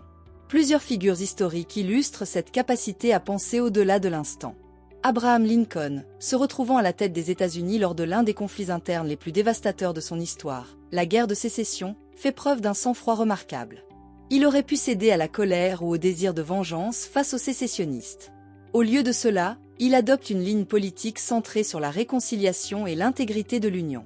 Malgré les pressions, les insultes et les trahisons, Lincoln garde en ligne de mire un projet de reconstruction pacifique et durable. Sa vision dépasse la guerre, elle embrasse le destin d'un pays unifié, réconcilié avec ses principes fondateurs. Cette orientation stratégique, fondée sur la patience et la résilience, a permis aux États-Unis de se relever sans sombrer dans le chaos de la revanche ou de la division prolongée. Zhuge Liang, figure légendaire de la Chine des Trois Royaumes, se distingue par une constance et une rationalité exemplaires dans une époque marquée par l'instabilité politique. Stratège de génie, il privilégie la diplomatie et l'anticipation à la confrontation directe. Son art militaire repose sur l'intuition, l'étude des cycles, la psychologie des adversaires et le timing parfait. Son génie ne réside pas seulement dans ses tactiques brillantes, mais dans sa capacité à garder sa vision stratégique intacte, malgré les pressions de court terme et les défaites temporaires. Charles Darwin, quant à lui, incarne le long terme dans sa dimension scientifique. Il passe plus de 20 ans à observer, classer, réfléchir avant d'oser publier l'origine des espèces. Conscient de la portée révolutionnaire de sa théorie, il ne cherche ni la gloire rapide ni le choc médiatique. Sa patience, sa rigueur et son humilité face aux faits font de lui un modèle de chercheur stratégique, pour qui le temps est un allié et non un ennemi. Enfin, Warren Buffett offre un modèle contemporain de vision à long terme appliqué à la sphère économique. Alors que les marchés boursiers sont souvent agités par la panique, les effets de mode ou les cycles émotionnels, Buffett applique méthodiquement une philosophie fondée sur la valeur intrinsèque, la durabilité et la confiance dans les fondamentaux. Il privilégie les investissements qu'il comprend profondément et conserve ses actions sur plusieurs décennies. Son approche contraste radicalement avec celle des spéculateurs. Elle montre que la constance et le discernement, loin d'être une faiblesse, peuvent générer une puissance et une crédibilité durables. La perspective stratégique repose également sur la mémoire. En étudiant le passé, ses erreurs, ses succès, mais aussi ceux des autres, on peut détecter des motifs récurrents, éviter les illusions et anticiper les conséquences. Green recommande de relire ses propres décisions à la lumière du temps écoulé. Qu'est-ce qui a été fait sous l'effet de la peur, du conformisme ou de l'urgence? Ce travail de mémoire, couplé à une conscience aiguë des enjeux futurs, permet de développer une forme de sagesse active. Ce n'est pas une sagesse abstraite, mais une capacité à agir de façon cohérente, prévisible et responsable, dans un monde où l'instabilité pousse sans cesse à la réaction impulsive. Green souligne qu'une perspective élevée ne consiste pas uniquement à se projeter dans l'avenir. Il s'agit aussi de réconcilier les différentes dimensions temporelles, apprendre du passé, agir dans le présent et planifier pour le futur. Cette vision cyclique permet d'échapper à la fragmentation mentale imposée par la société de l'instant. Développer cette conscience temporelle, c'est comprendre que nos décisions actuelles s'inscrivent dans une trajectoire. Ce que nous faisons aujourd'hui prépare ou sabote notre avenir. Et c'est en relisant notre passé sans complaisance que nous pouvons améliorer la qualité de nos choix. Green propose ici une forme de vigilance temporelle, une façon d'habiter le temps de manière pleine et stratégique. Adopter une pensée à long terme exige parfois de savoir se retirer. Dans un monde qui valorise l'instantanéité, le détachement devient un acte de résistance. Green nous invite à ne pas réagir à toutes les provocations, à ne pas entrer dans chaque débat, à ne pas consommer chaque information. Ce silence choisi, cette distance réfléchie permettent de préserver sa clarté mentale. L'inaction, lorsqu'elle est intentionnelle, peut être plus puissante que l'action. Elle signale une maîtrise de soi, une capacité à observer avant d'agir. Le stratège n'est pas celui qui agit le plus, mais celui qui agit au bon moment, dans le bon cadre, avec la bonne intention. Ce recul stratégique constitue une force dans les environnements chaotiques. Enfin, Green relie cette vision stratégique à une question éthique. Penser à long terme, c'est aussi penser aux autres, à ses partenaires, à ses enfants, à la société. C'est choisir de ne pas exploiter une ressource, une relation ou une opportunité de manière cynique et immédiate, mais de construire un bénéfice durable et partagé. Cette posture, rare et exigeante, constitue selon lui une forme de grandeur morale. Elle oppose la patience à l'impulsivité, la cohérence à la mode, la responsabilité à l'opportunisme. Le long terme n'est pas seulement efficace, il est juste. En cela, Green ne nous propose pas seulement une méthode, mais une philosophie. Au terme de cette exploration du chapitre 6 de Robert Greene, il apparaît que la loi de la myopie n'est pas un simple travers mental, c'est une faiblesse structurelle profondément ancrée dans la nature humaine. Elle se manifeste par notre tendance à agir sous l'effet de l'émotion, à rechercher des solutions immédiates, à fuir les conséquences futures. Pourtant, cette faille peut être contrecarrée. Élever sa perspective, c'est développer une capacité rare, celle de se détacher des pressions immédiates pour mieux évaluer, anticiper et construire. Ce recul ne relève pas de l'inaction, mais de la maturité. Il s'agit d'intégrer la complexité du réel, de reconnaître que les décisions véritablement sages s'inscrivent dans un horizon étendu. Green nous offre ainsi bien plus qu'un principe tactique, il propose une boussole. Dans une époque dominée par la vitesse, la distraction et la volatilité, choisir la lenteur, la réflexion et la cohérence devient un acte de courage et de puissance. Le stratège moderne n'est pas celui qui réagit vite, mais celui qui voit loin. En cultivant cette intelligence temporelle, chacun peut améliorer ses choix, renforcer sa stabilité émotionnelle et contribuer à des relations plus durables, des projets plus profonds, des sociétés plus responsables. La vision à long terme devient alors non seulement un avantage stratégique, mais un acte d'humanité. Merci de m'avoir écouté. Si vous avez apprécié ce contenu, n'hésitez pas à le partager autour de vous et à nous faire part de vos réflexions dans les commentaires. À très bientôt! Chapitre 7. La loi de la défensive. Dans une époque marquée par la compétition, la pression sociale et la méfiance généralisée, influencer autrui est devenu un exercice délicat. Les conseils logiques, les critiques constructives, les offres sincères de coopération sont souvent rejetés avec froideur ou agressivité. Pourquoi ? Parce qu'ils activent souvent sans le vouloir une défense inconsciente, celle de l'opinion que chacun se fait de lui-même. Dans le chapitre 7 de Les lois de la nature humaine, intitulé « Adoucissez la résistance des gens en confirmant leur opinion d'eux-mêmes », Robert Greene expose un principe fondamental. Pour persuader efficacement, il faut cesser d'attaquer l'identité de l'autre. Au contraire, il faut la valider. Toute tentative d'influence qui remet en cause l'autonomie, l'intelligence ou la valeur morale de l'autre provoque une résistance instinctive. Ce chapitre, riche en exemples et en stratégies, nous invite à repenser notre manière de communiquer. Loin de la manipulation ou de la flatterie creuse, il s'agit ici de développer une forme d'influence à la fois efficace, subtile et éthique. Nous verrons d'abord comment fonctionne ce mécanisme de résistance, puis les stratégies que Greene propose pour le contourner, avant d'en tirer les leçons philosophiques et pratiques pour notre vie sociale. Robert Greene part d'un constat psychologique simple mais puissant. Chaque être humain se forge une image intérieure de lui-même. Cette image repose sur 3 piliers essentiels: l'autonomie, je suis libre; l'intelligence, je suis capable; et la moralité, je suis quelqu'un de bien. Cette construction souvent inconsciente sert de fondement à l'estime de soi et à la stabilité psychologique. Toute tentative de remise en question de ces croyances est perçue comme une menace existentielle. C'est pourquoi les critiques, même fondées, sont si souvent rejetées ou retournées contre leur émetteur. En réalité, nous ne défendons pas des idées, mais notre sentiment d'intégrité.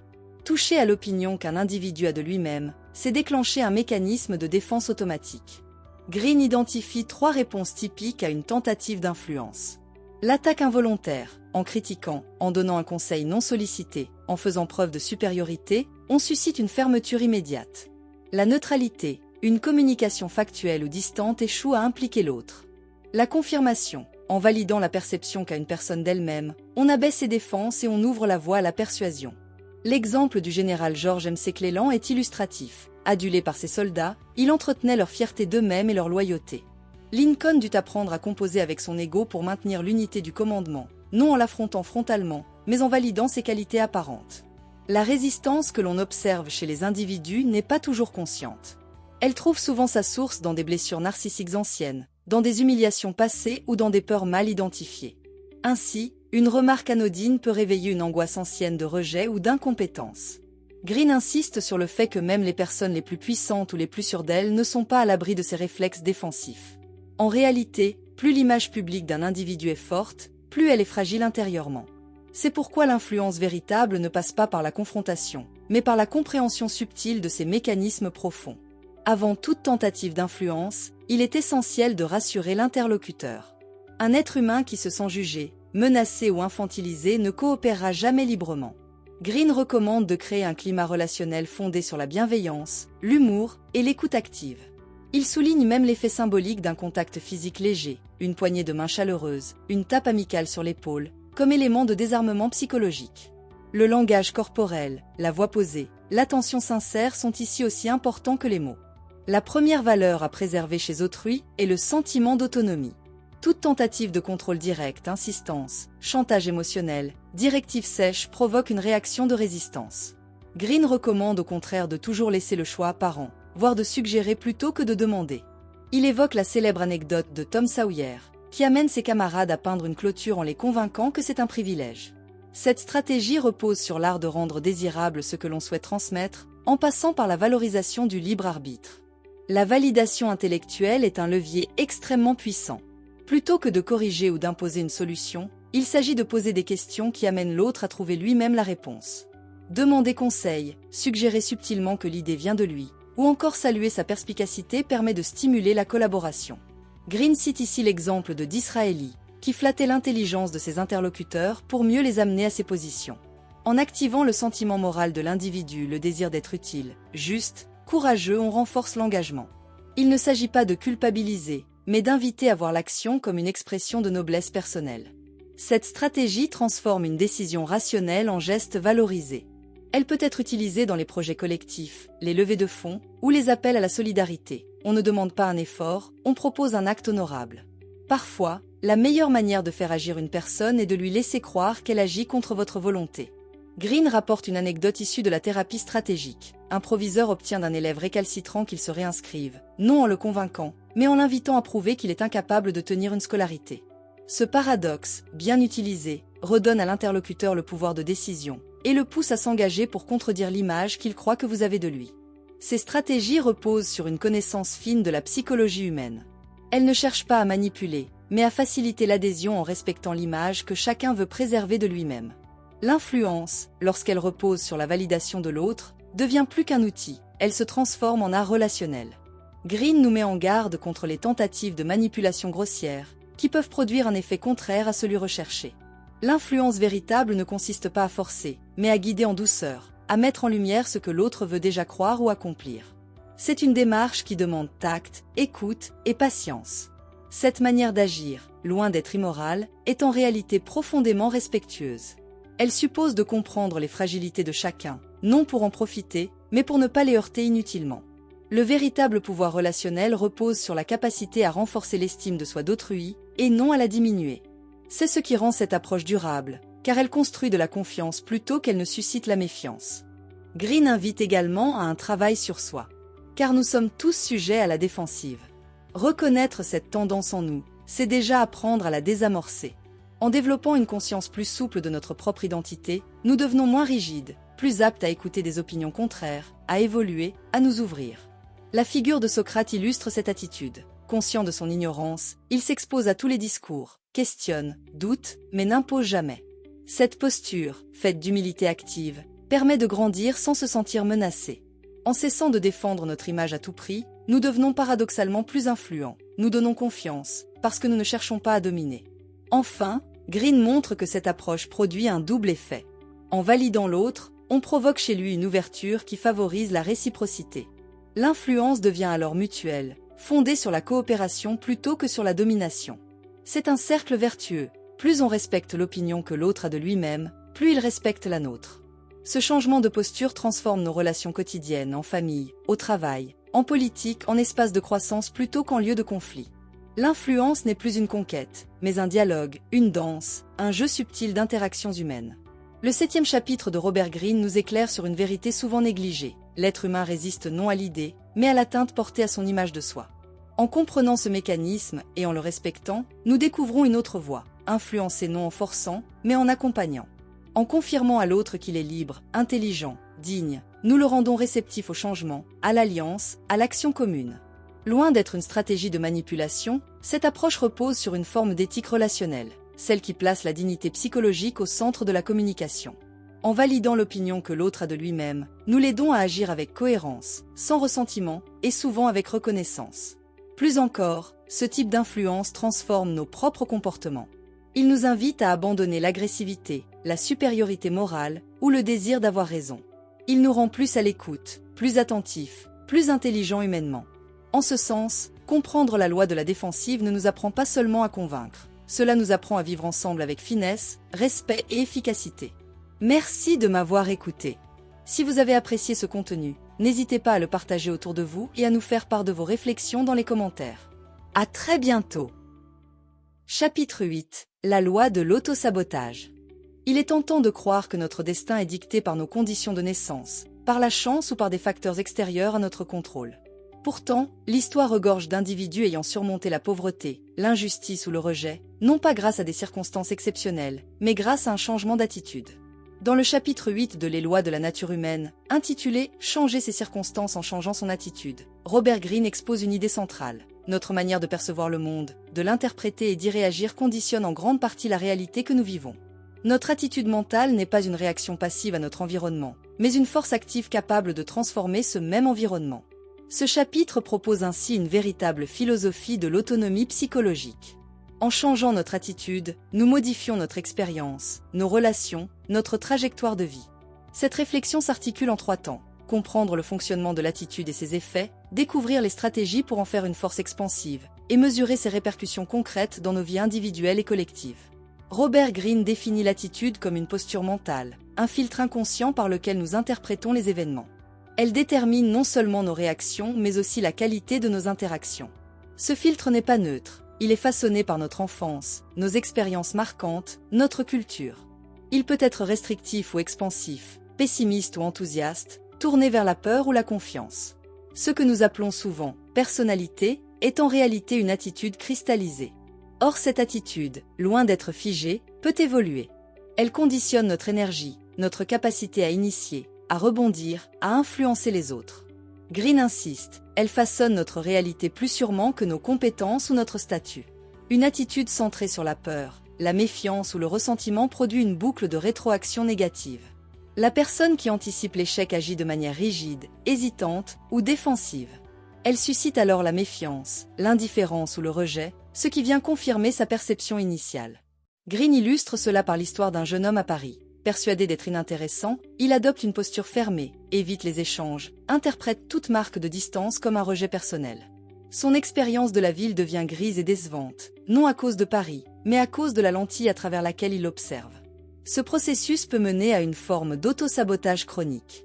Plus l'attitude négative se renforce, plus elle limite l'accès à des opportunités, à des relations authentiques, à des expériences enrichissantes. L'individu se replie, rumine, puis se convainc que la vie est hostile. Cette spirale descendante affecte non seulement la santé mentale, mais aussi physique.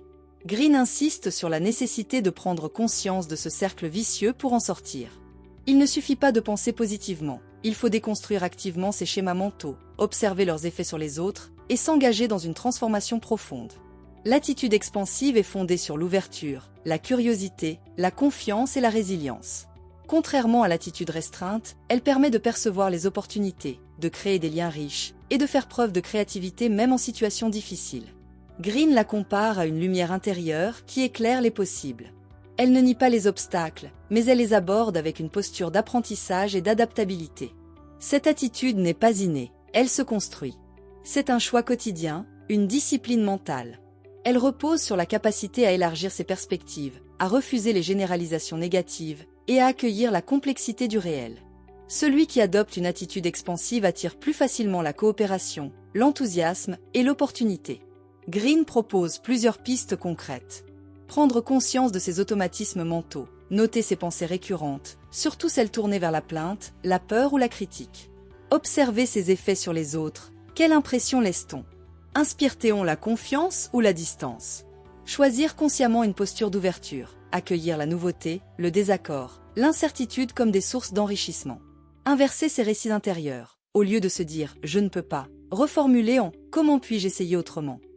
Ces stratégies permettent non seulement de modifier son état d'esprit, mais aussi d'amorcer un changement durable dans ses habitudes relationnelles et émotionnelles. Green illustre cette capacité de transformation par plusieurs figures inspirantes.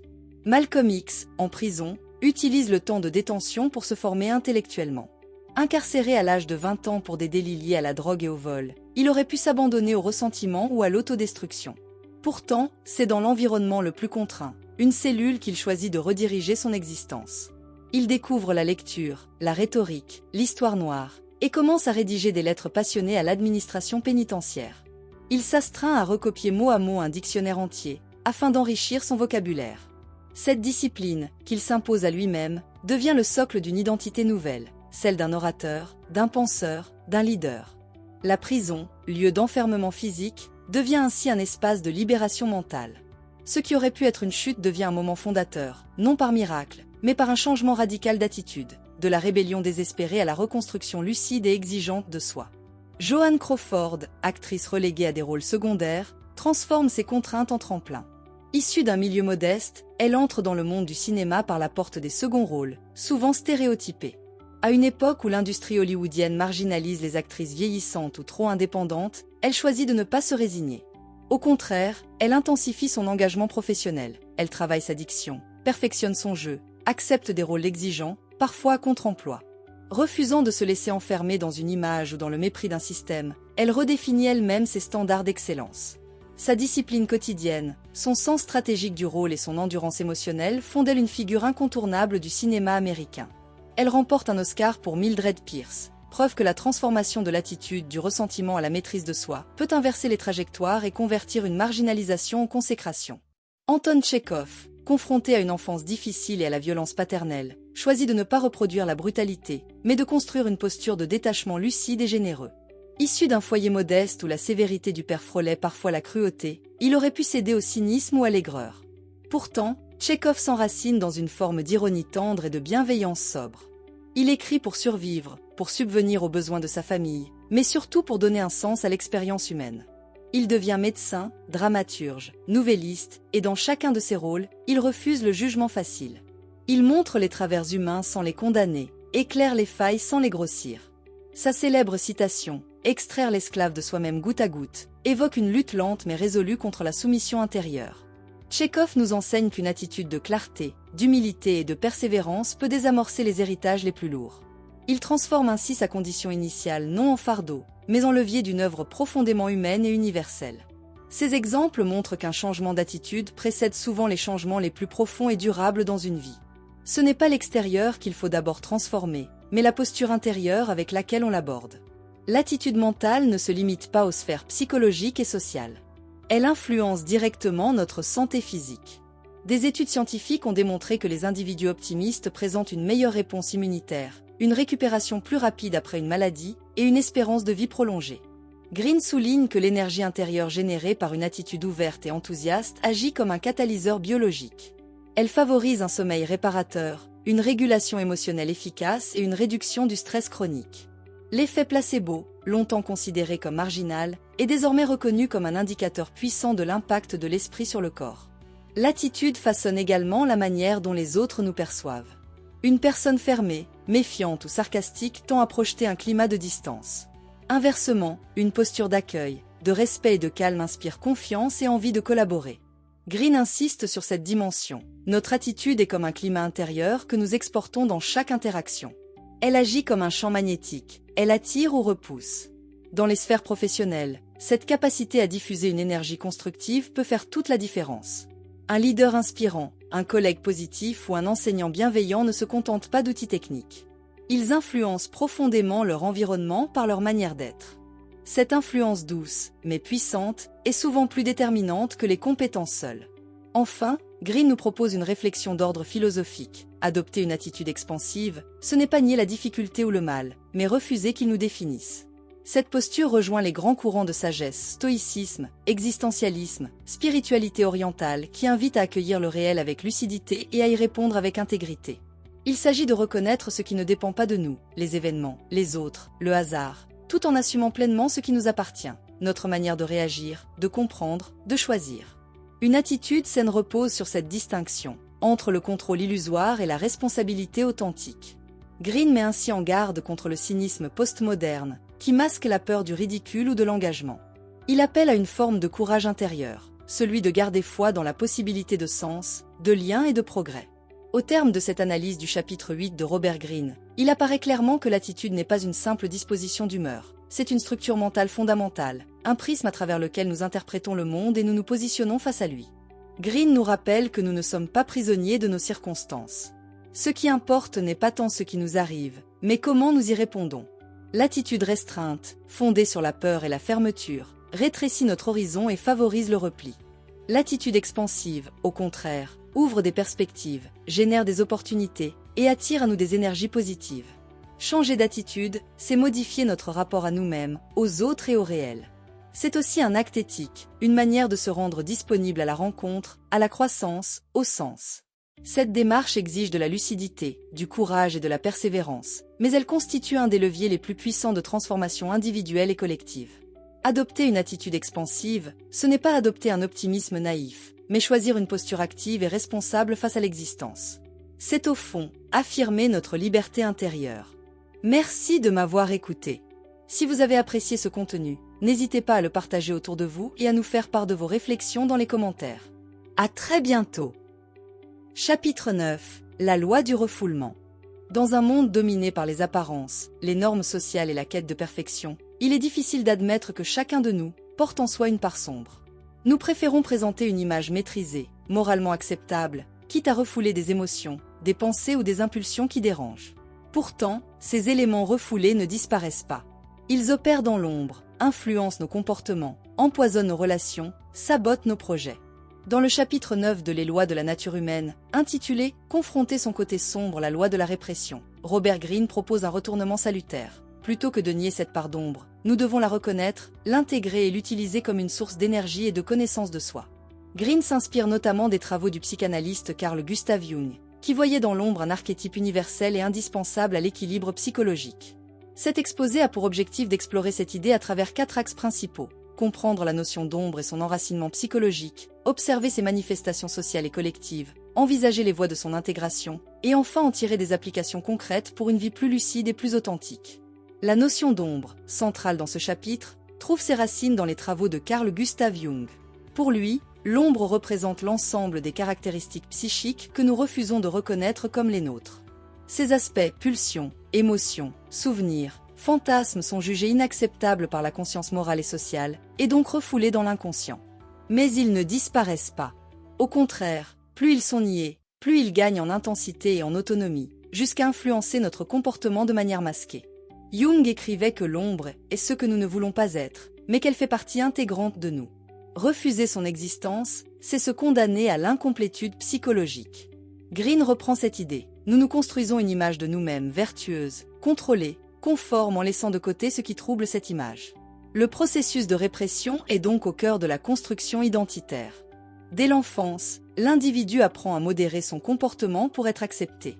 Les émotions dites négatives, jalousie, colère, égoïsme, désir de domination sont punies, ridiculisées ou ignorées. Pour survivre affectivement, l'enfant les enterre. Il développe une persona, un masque social, adapté aux attentes extérieures. Ce refoulement, s'il est trop rigide, produit un clivage interne, une distance croissante entre l'image idéalisée de soi et ses véritables réactions intérieures. Greene note que ce clivage rend l'individu fragile, instable ou hypocrite. Le moi conscient devient un territoire surveillé, mais la vie psychique déborde de partout. Rêves, lapsus, colère irrationnelle, comportements obsessionnels en sont des manifestations. Lorsqu'on refuse de voir son côté sombre, on ouvre la voie à toutes sortes de déséquilibres. Des réactions excessives et inexplicables, colère, jalousie, peurs irrationnelles. Des comportements contradictoires, proclamer la vertu tout en agissant sournoisement. Une projection de l'ombre sur autrui, critiquer avec violence chez l'autre ce que l'on ne tolère pas en soi. Greene montre que de nombreuses erreurs politiques, dérives personnelles ou scandales publics sont le résultat de cette ombre mal contenue. Plus elle est réprimée, plus elle cherche à s'exprimer de façon imprévisible. Reconnaître cette dynamique, c'est poser les bases d'une psychologie plus mature. L'ombre ne se manifeste pas uniquement au niveau individuel. Elle s'exprime aussi collectivement à travers nos mythes, nos récits et nos héros. Greene note que la culture populaire regorge de figures ambiguës, voire franchement maléfiques, qui attirent l'admiration ou la fascination. Des personnages comme Tony Montana dans Scarface, Walter White dans Breaking Bad ou encore des figures historiques comme Napoléon ou Staline captivent par leur pouvoir sombre, leur capacité de transgression, leur liberté brutale. Cette attirance paradoxale traduit une vérité psychologique. En niant notre propre violence, notre envie de domination ou notre besoin de transgression, nous projetons ces désirs sur des figures extérieures. Elles deviennent alors des exutoires symboliques. Le succès des œuvres où le « méchant » est aussi charismatique que le héros montre combien l'ombre est vivante dans l'inconscient collectif. Les sociétés, comme les individus, refoulent certaines vérités, inégalités, violences structurelles, peurs identitaires. Ce refoulement collectif génère une tension, une quête d'exutoire. Greene souligne que certains leaders politiques incarnent alors, consciemment ou non, l'ombre de leur peuple. Ils expriment des pulsions que d'autres n'osent pas formuler, rejet de l'autre, fantasme de pureté, culte de la force. Le phénomène du bouc émissaire, analysé par René Girard, trouve ici une résonance. Plutôt que de reconnaître leur propre agressivité, les groupes projettent leur tension sur un autre, désigné comme responsable, étranger, minorité, opposant. L'ombre est ainsi externalisée et devient un outil de manipulation de masse. Richard Nixon, président des États-Unis entre 1969 et 1974, illustre selon Greene les dangers du nombre mal intégré. Issu d'un milieu modeste, Nixon grandit avec un profond sentiment d'infériorité, nourri par des échecs personnels et un ressentiment vis-à-vis des élites de la côte Est, qu'il perçoit comme arrogantes et excluantes. Cette frustration originelle devient le noyau d'un complexe de persécution tenace. D'apparence froide, méthodique et contrôlée, Nixon se forge une image publique d'homme sérieux, travailleur, discipliné. Mais en coulisses, ses décisions sont souvent guidées par la peur d'être humilié, la jalousie envers ceux qui réussissent socialement sans effort apparent, et une rancune tenace envers la presse et les intellectuels. Il développe une obsession du contrôle, persuadé que ses adversaires conspirent en permanence contre lui. Ces tensions internes, non reconnues, finissent par contaminer tout son gouvernement. Nixon autorise et justifie des pratiques illégales et écoutes clandestines, intimidation de journalistes, manipulation d'opinion. Son administration devient un système clos, paranoïaque, où règne une suspicion généralisée. Le scandale du Watergate, qui éclate en 1972, n'est que l'aboutissement d'un processus entamé bien plus tôt, celui d'un homme rattrapé par son ombre. Greene en tire une leçon forte. Plus l'on cherche à dissimuler ses démons intérieurs, plus ils prennent le pouvoir. L'ombre que Nixon a niée toute sa vie a fini par le dévorer publiquement. Il ne fut pas vaincu par ses ennemis politiques, mais par les émotions non intégrées qui ont vicié son jugement, alimenté ses peurs et détruit sa légitimité morale. Reconnaître son ombre ne signifie pas la céder ni l'exprimer brutalement, mais l'accepter comme faisant partie de soi. Greene, à l'instar de Jung, insiste sur la nécessité d'une conscience lucide de cette partie obscure. Loin de conduire à la perversion, cette reconnaissance ouvre la voie à une unification de la personnalité. Elle permet de ne plus être le jouet de ses pulsions, mais leur maître. Greene suggère plusieurs pratiques: observer les émotions fortes qui surgissent sans raison claire, noter les comportements automatiques, relire ses rêves, garder un journal sincère de ses ressentis. Il recommande aussi de revenir à l'enfant que l'on était. Quels instincts avons-nous étouffés pour être aimés? Quels élans avons-nous sacrifiés pour être acceptés? L'intégration commence par cette enquête honnête.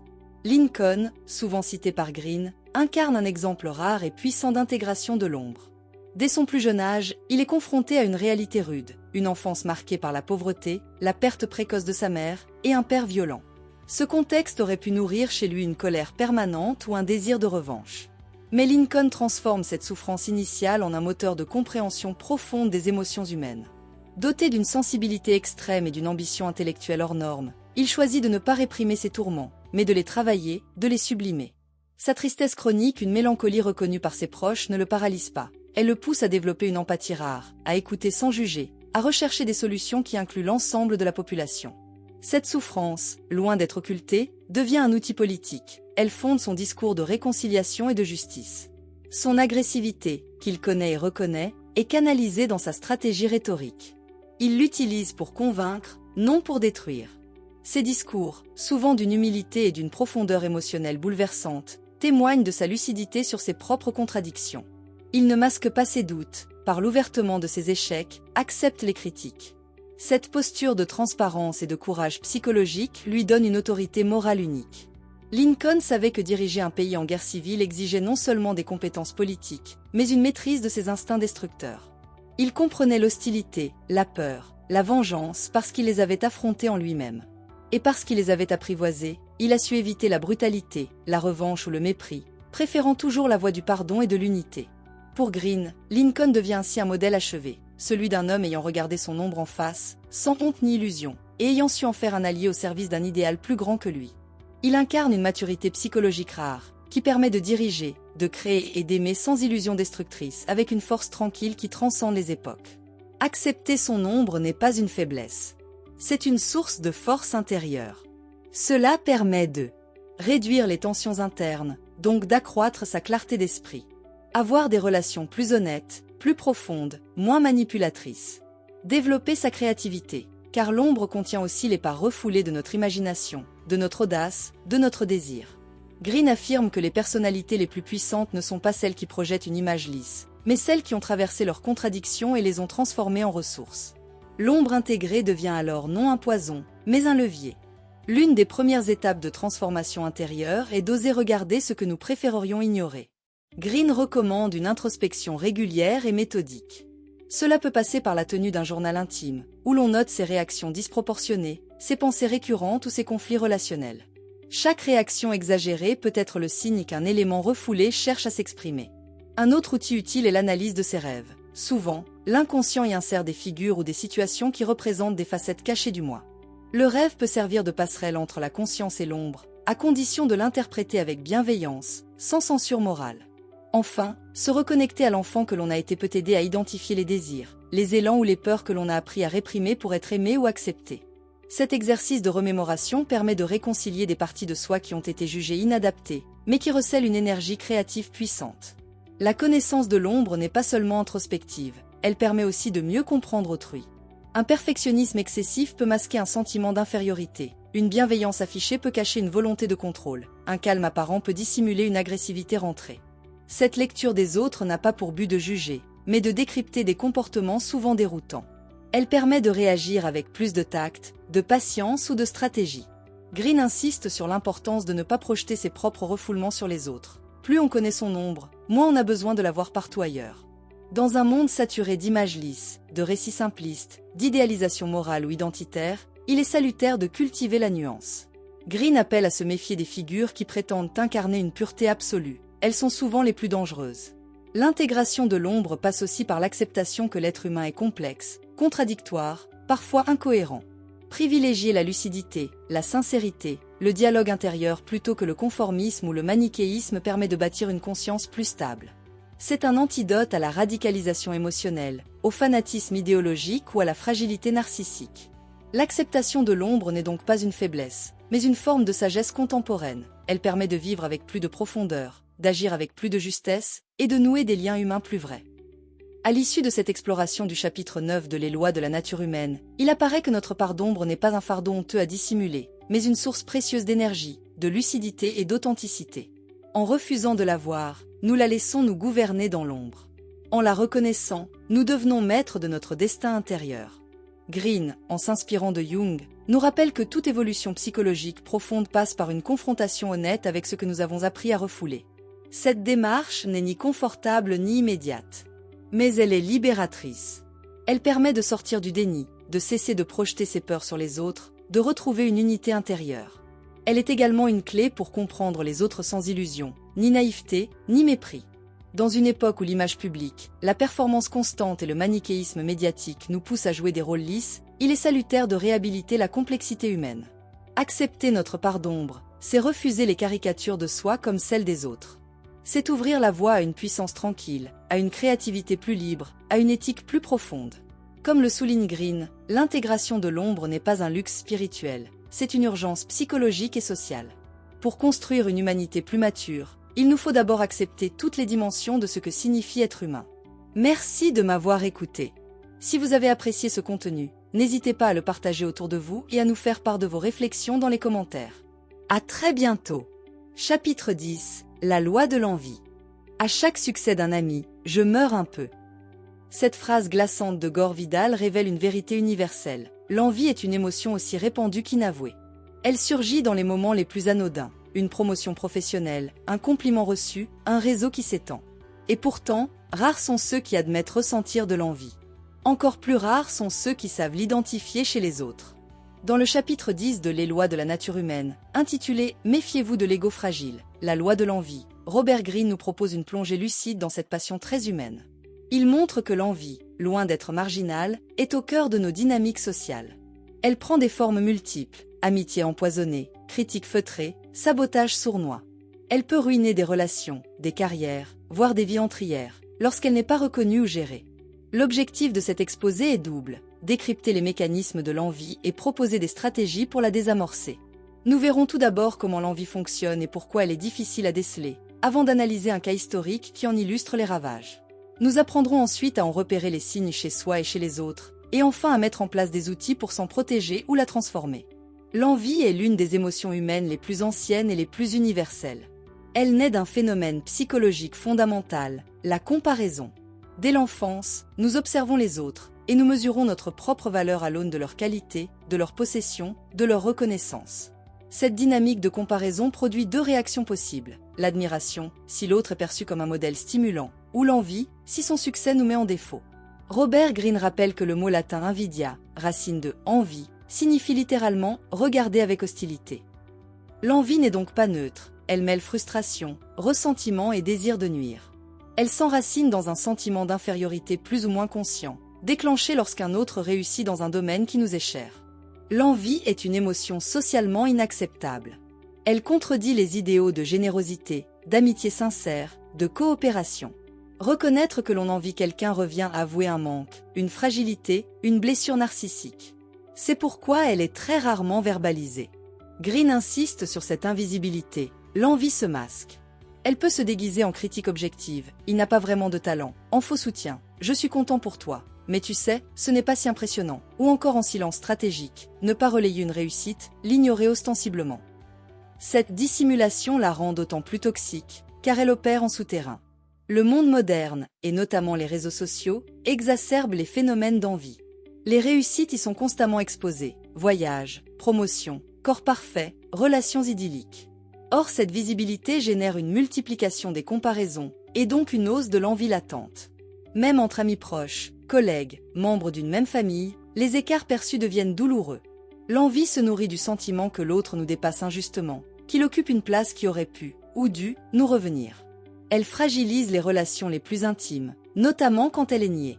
Green souligne qu'il est essentiel d'oser nommer cette émotion pour éviter qu'elle ne se transforme en sabotage ou en haine déguisée. Mary Shelley, auteure de Frankenstein, est une femme à la fois brillante, célèbre et profondément marquée par la perte, décès successifs de ses enfants, marginalisation littéraire après la mort de son mari Percy Bysshe Shelley. Dans ce contexte émotionnellement fragile, elle se rapproche de Jane Williams, compagne de l'un des amis proches de Percy. Jane est jeune, séduisante, sociable, mais intellectuellement moins accomplie. Elle se lie d'amitié avec Mary, qu'elle admire tout en la jalousant. Robert Greene décrit le lent basculement de Jane. Au départ, elle cherche à imiter Mary, puis à s'en rapprocher, à s'y comparer, et enfin à la dépasser. Ce qui commence comme une amitié devient une rivalité souterraine. Jane commence à critiquer Mary auprès d'autrui, insinue qu'elle est froide, distante, voire égoïste. Elle exploite ses faiblesses émotionnelles pour prendre l'ascendant dans le cercle relationnel. Greene parle ici des « amis fatales », une personne qui, sous couvert de proximité, nourrit une envie profonde qui finit par nuire. Jane ne se voit pas comme une manipulatrice, elle se persuade que Mary mérite son isolement. Elle transforme son sentiment d'infériorité en ressentiment moral. L'envie devient ainsi un moteur de réécriture. Jane se positionne comme victime d'une amie injuste, alors même qu'elle orchestre sa mise à l'écart.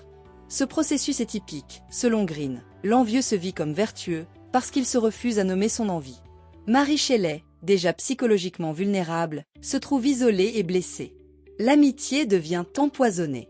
Jane, quant à elle, gagne une forme de reconnaissance sociale temporaire, mais au prix d'une trahison affective. Greene utilise cet exemple pour illustrer combien l'envie, lorsqu'elle n'est pas reconnue, contamine les relations les plus proches. La stratégie est claire. Observer les signaux faibles, garder une certaine distance émotionnelle, et toujours se méfier des compliments ambivalents. L'une des premières étapes consiste à identifier les manifestations internes de l'envie. Elle se manifeste par une irritation injustifiée à l'égard d'une personne qui réussit, par le besoin de relativiser ou de discréditer ses succès, ou encore par une forme de silence hostile. Des pensées telles que « ce n'est pas si mérité »,« il a eu des avantages que je n'ai pas eus » ou « c'est de la chance » sont des indices révélateurs. Greene insiste sur l'importance de ne pas moraliser ses pensées, mais de les considérer comme des signaux d'un désir refoulé. L'envie est souvent une projection de ce que nous voudrions pour nous-mêmes, mais que nous n'osons pas poursuivre. En la reconnaissant, nous pouvons commencer à transformer cette émotion en moteur de croissance personnelle. L'envie ne s'exprime que rarement par une attaque frontale. Elle se manifeste plutôt de manière indirecte et souvent ambivalente.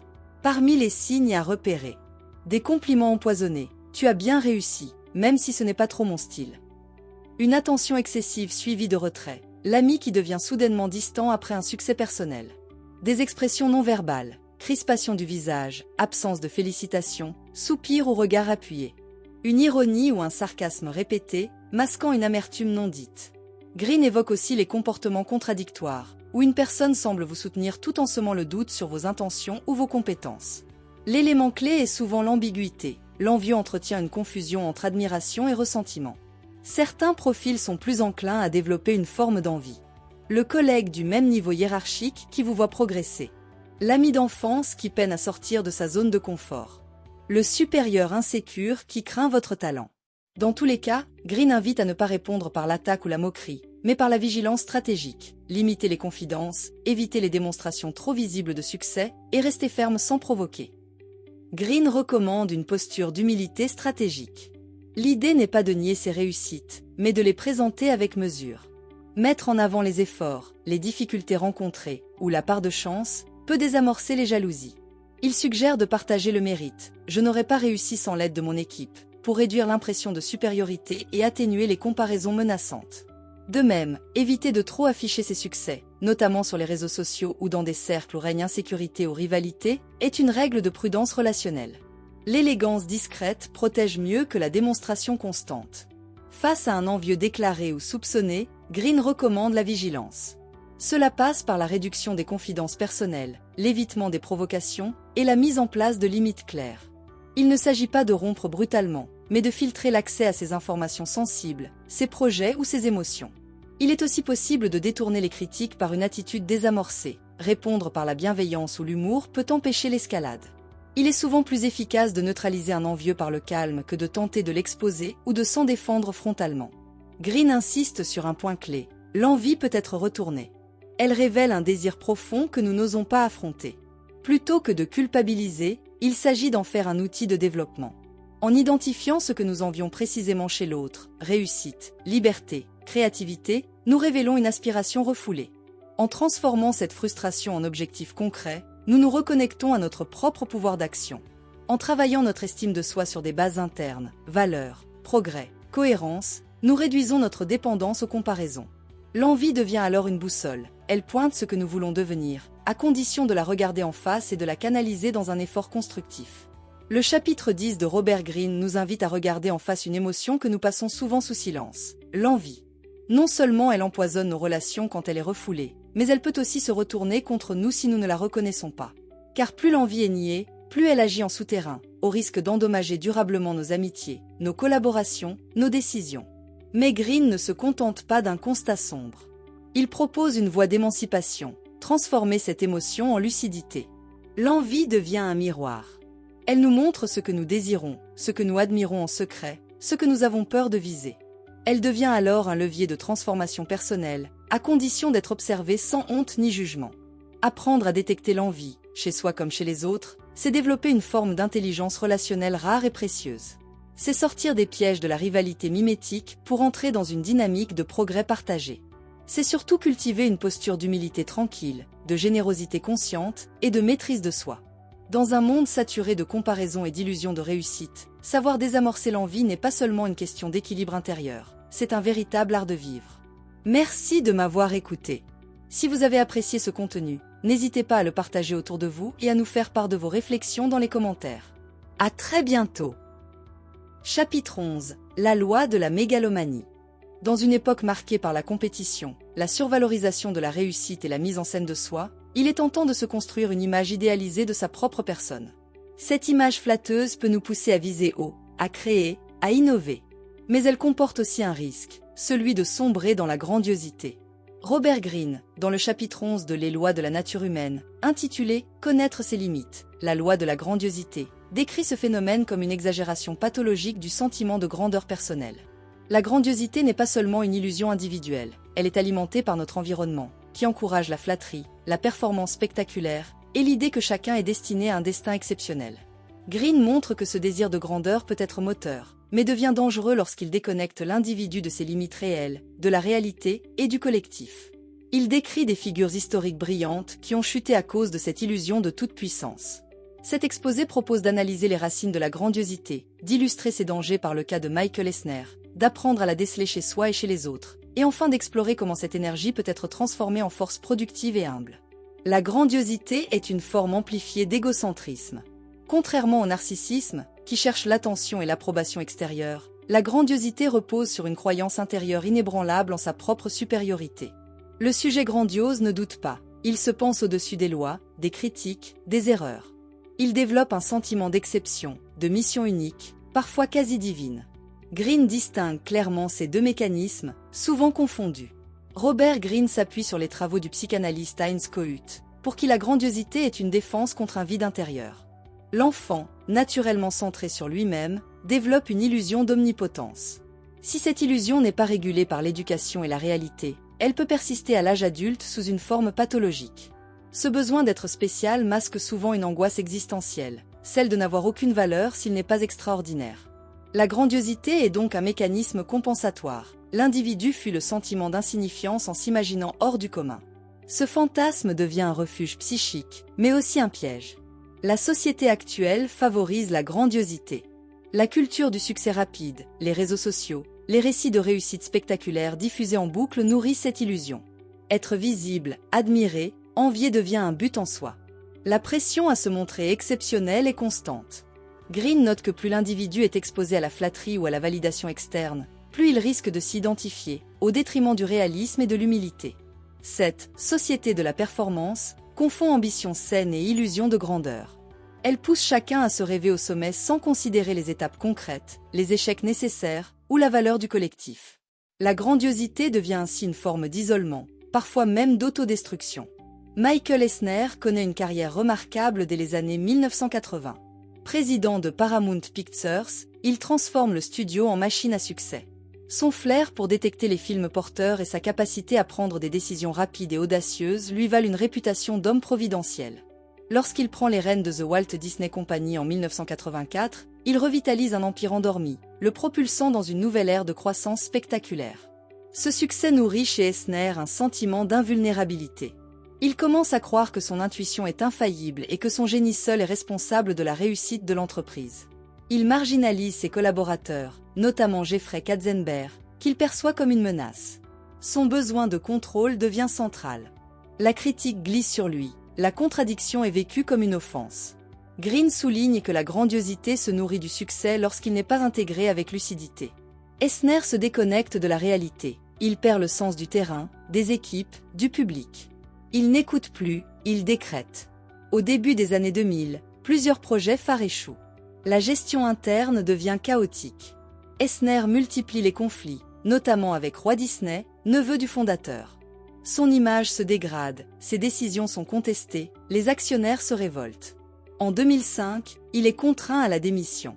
Green utilise cet exemple pour illustrer un point crucial. Plus l'on grimpe dans la hiérarchie du succès, plus la tentation grandit de s'automythifier.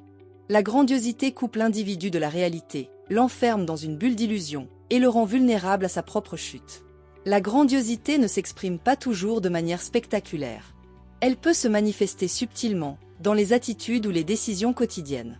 Chez une personne atteinte de grandiosité, on observe une croyance inébranlable en sa supériorité ou son destin exceptionnel. Une incapacité à accepter les critiques, même constructives. Un besoin compulsif de démontrer sa valeur, souvent par des projets irréalistes. Un mépris latent pour les figures d'autorité ou les collègues perçus comme moins brillants. Ces signes peuvent passer inaperçus, d'autant plus si la personne est charismatique ou compétente. Green insiste sur le danger de confondre vision ambitieuse et délire de grandeur.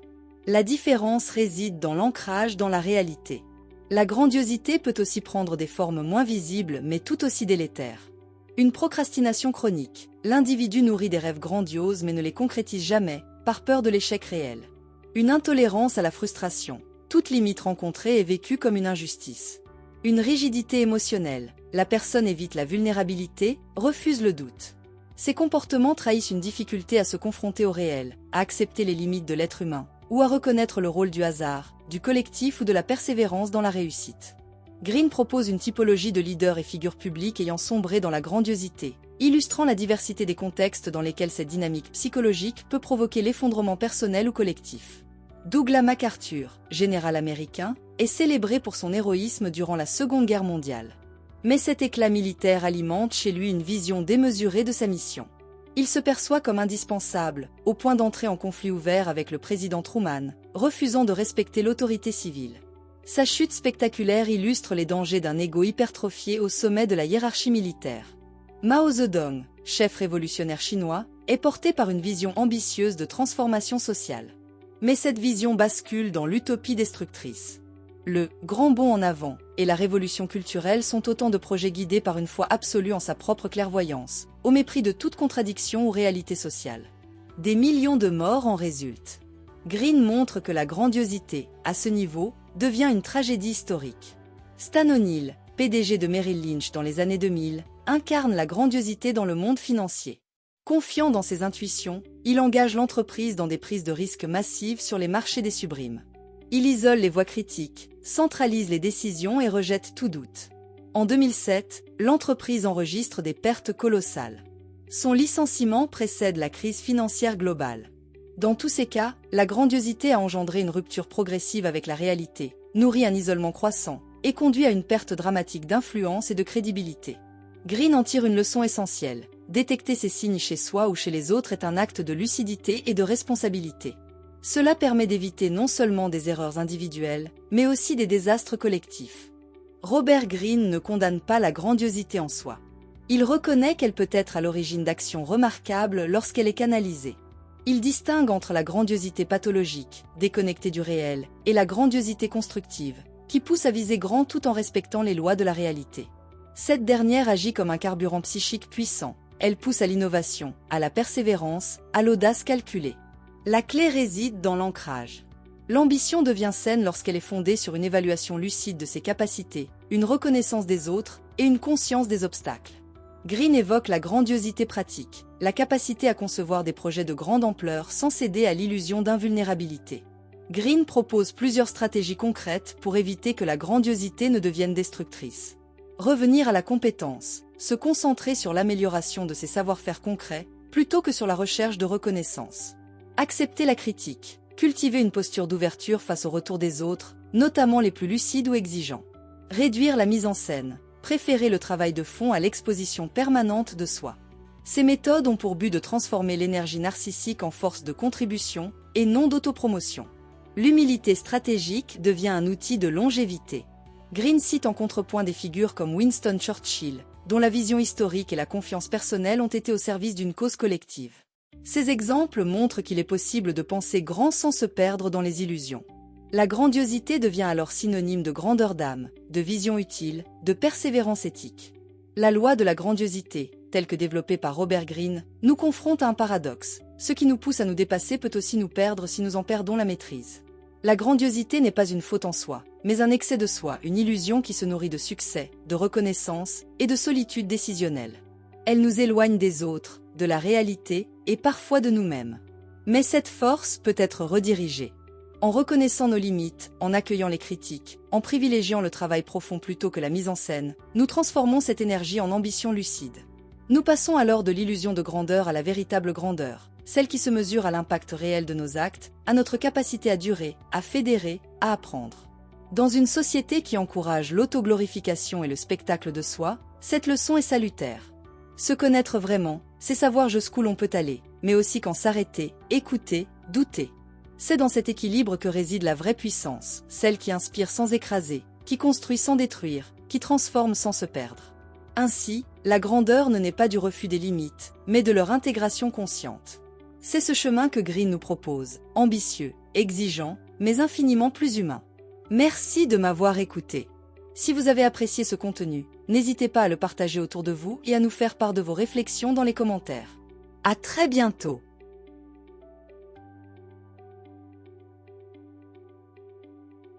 Chapitre 12. La loi de l'inflexibilité des sexes. L'humanité a longtemps pensé l'identité de genre en termes binaires et rigides. L'homme doit être fort, rationnel, combatif, la femme douce, intuitive, conciliante. Ces archétypes ont été renforcés par la culture, l'éducation et les institutions sociales. Mais cette polarisation, loin d'être naturelle, constitue un conditionnement, un appauvrissement de la richesse psychique individuelle. Dans le chapitre 12 de Les lois de la nature humaine, intitulé Reconnecter avec le masculin ou le féminin en soi, Robert Greene déconstruit cette opposition rigide. Il propose une voie d'équilibre, retrouver les qualités refoulées du genre opposé pour restaurer une personnalité intégrée, fluide et plus humaine. Il montre que ce processus n'est pas seulement psychologique, il influe sur notre créativité, notre charisme, nos relations interpersonnelles et même notre puissance sociale. Cet exposé analysera d'abord les racines du conditionnement genré, puis les caractéristiques opposées mais complémentaires des polarités masculines et féminines. Nous examinerons ensuite des figures historiques ayant réussi cette intégration, avant de proposer des stratégies concrètes pour entamer ce chemin d'unité personnelle.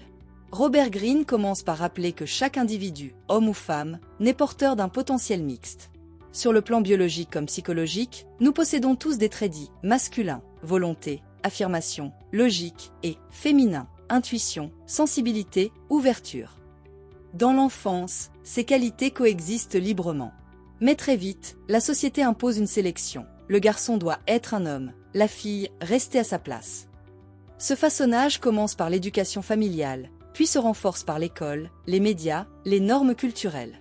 On apprend à réprimer une part de soi pour correspondre à ce qu'on attend de notre sexe. Un garçon émotif est moqué. Une fille combative est jugée agressive. Ainsi se crée une fracture intérieure. L'adolescence marque une phase cruciale. Le besoin d'appartenance au groupe pousse à une conformité encore plus forte. Pour être accepté, il faut adhérer au code du genre dominant dans son environnement. Cela entraîne une mise à distance, voire un refoulement actif, des qualités du genre opposé. C'est à ce moment que se cristallisent les postures caricaturales, virilité exacerbée chez certains garçons, séduction passive chez certaines filles. Ces masques sont souvent inconscients, mais ils s'ancrent profondément dans la personnalité adulte. À l'âge adulte, ce déséquilibre peut provoquer des symptômes subtils mais puissants, vide intérieur, blocage créatif, relationnel ou professionnel. Green affirme que la fameuse crise de la quarantaine n'est bien souvent que l'expression du retour d'un soi étouffé. Le sujet réalise que quelque chose manque, sans savoir exactement quoi. Il ressent un mal-être diffus, une insatisfaction chronique. C'est le moment où la part refoulée, masculine ou féminine, tente de revenir à la conscience. La clé de cette transition, accepter cette voix oubliée et l'inviter à se réexprimer. Robert Greene insiste sur le fait que les polarités masculines et féminines sont des énergies psychiques, non des rôles sociaux rigides.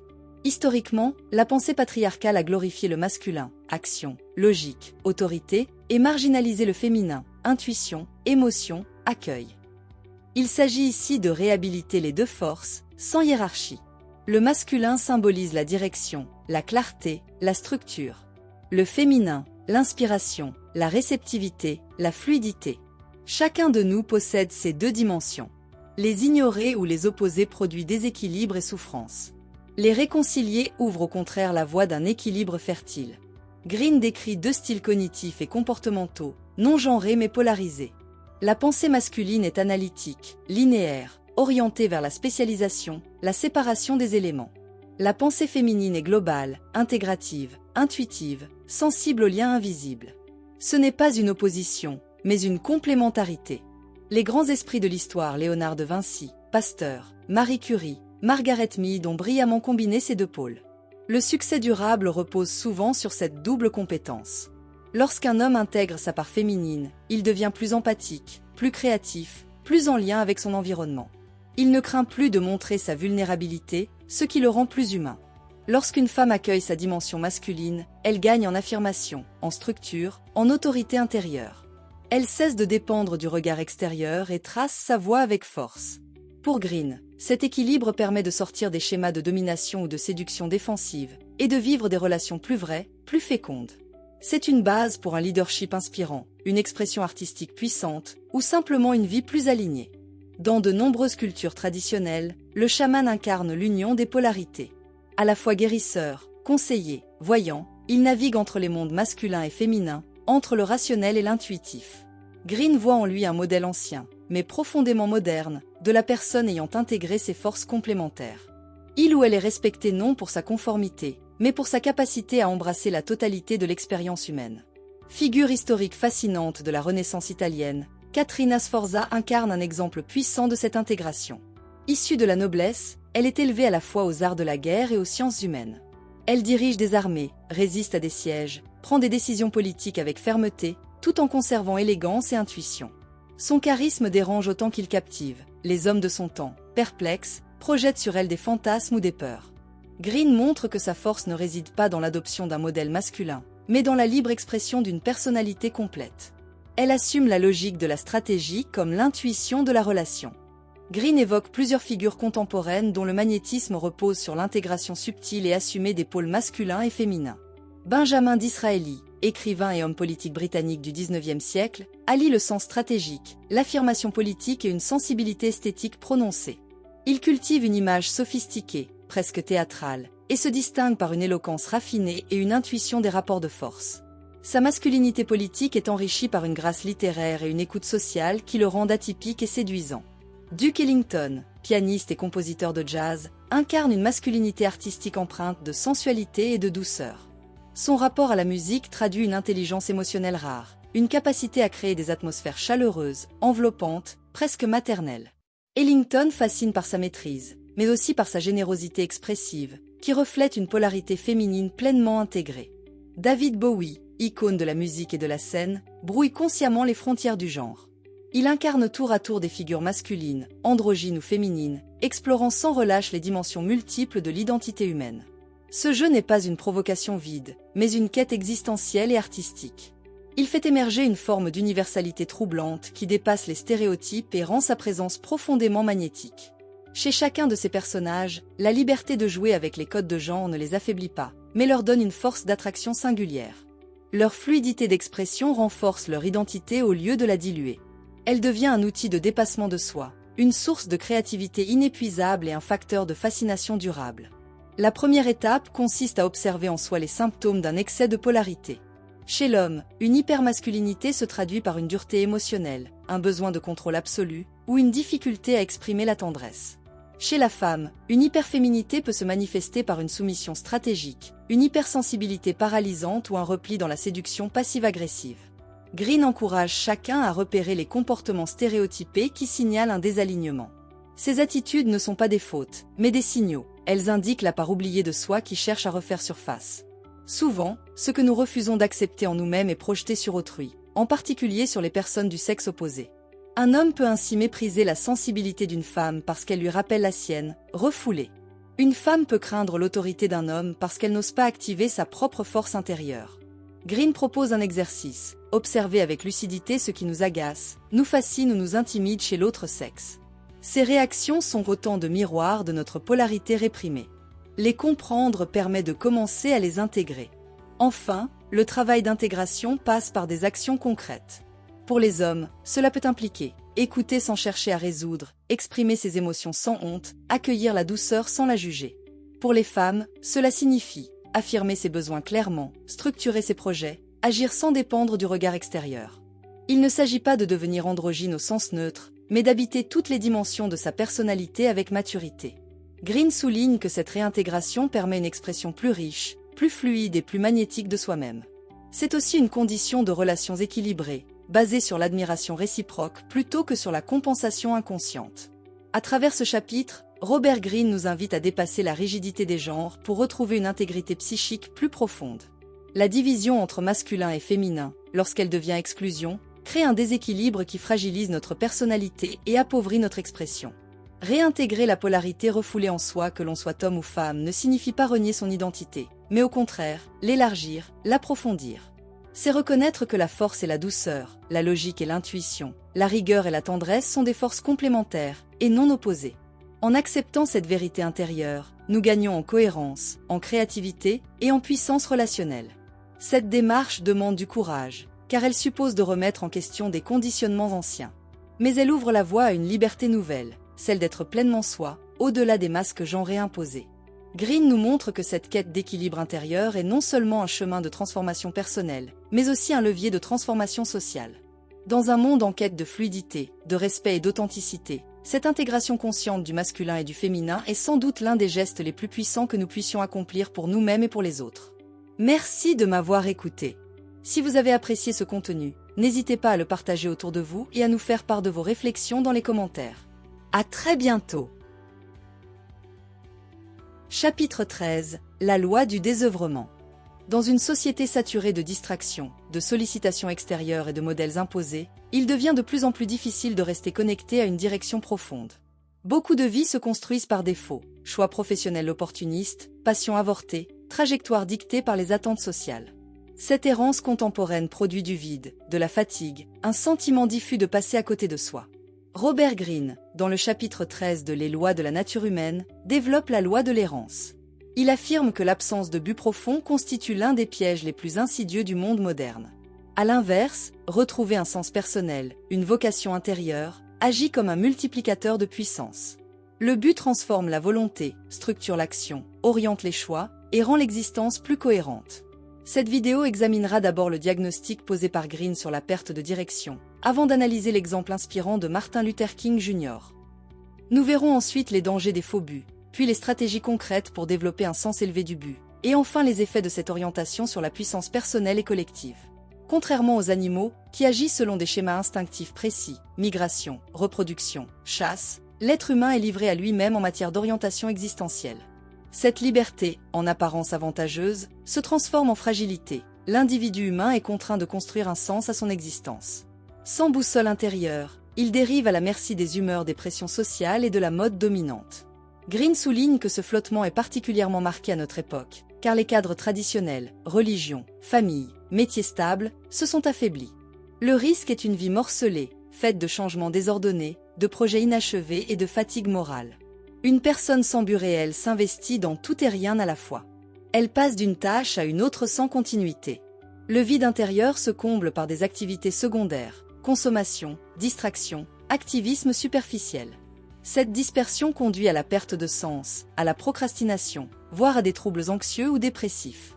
Le manque de but entraîne aussi un déficit de résistance. Face aux difficultés, l'individu sans direction abandonne plus vite, car il ne sait pas pourquoi il persévérerait. Il devient perméable aux opinions des autres, à la validation extérieure, au mimétisme social. Green plaide pour la redécouverte d'un « sens du but » personnel. Il ne s'agit pas d'un projet imposé ou fantasmé, mais d'un élan enraciné dans la personnalité profonde. Trouver sa vocation, ou du moins une direction cohérente, permet de reconnecter l'action à une intention. Cela donne à la vie un axe directeur. Cette orientation crée une force intérieure, la motivation devient durable, la concentration s'améliore, les choix se simplifient. Green parle d'un « multiplicateur de puissance ». Une personne guidée par un but avance plus vite, plus profondément, et influence davantage son environnement. Martin Luther King Jr. grandit dans un environnement familial protecteur, structuré par des valeurs chrétiennes fortes. Son père, pasteur rigoureux et exigeant, lui transmet un sens aigu de la responsabilité morale. Très jeune, Martin est tiraillé entre deux forces, son tempérament doux et sensible, et le poids d'un héritage religieux et militant. Cette dualité sème les graines d'une quête intérieure profonde. Au fil de ses études, King développe un esprit critique et une conscience sociale aiguë.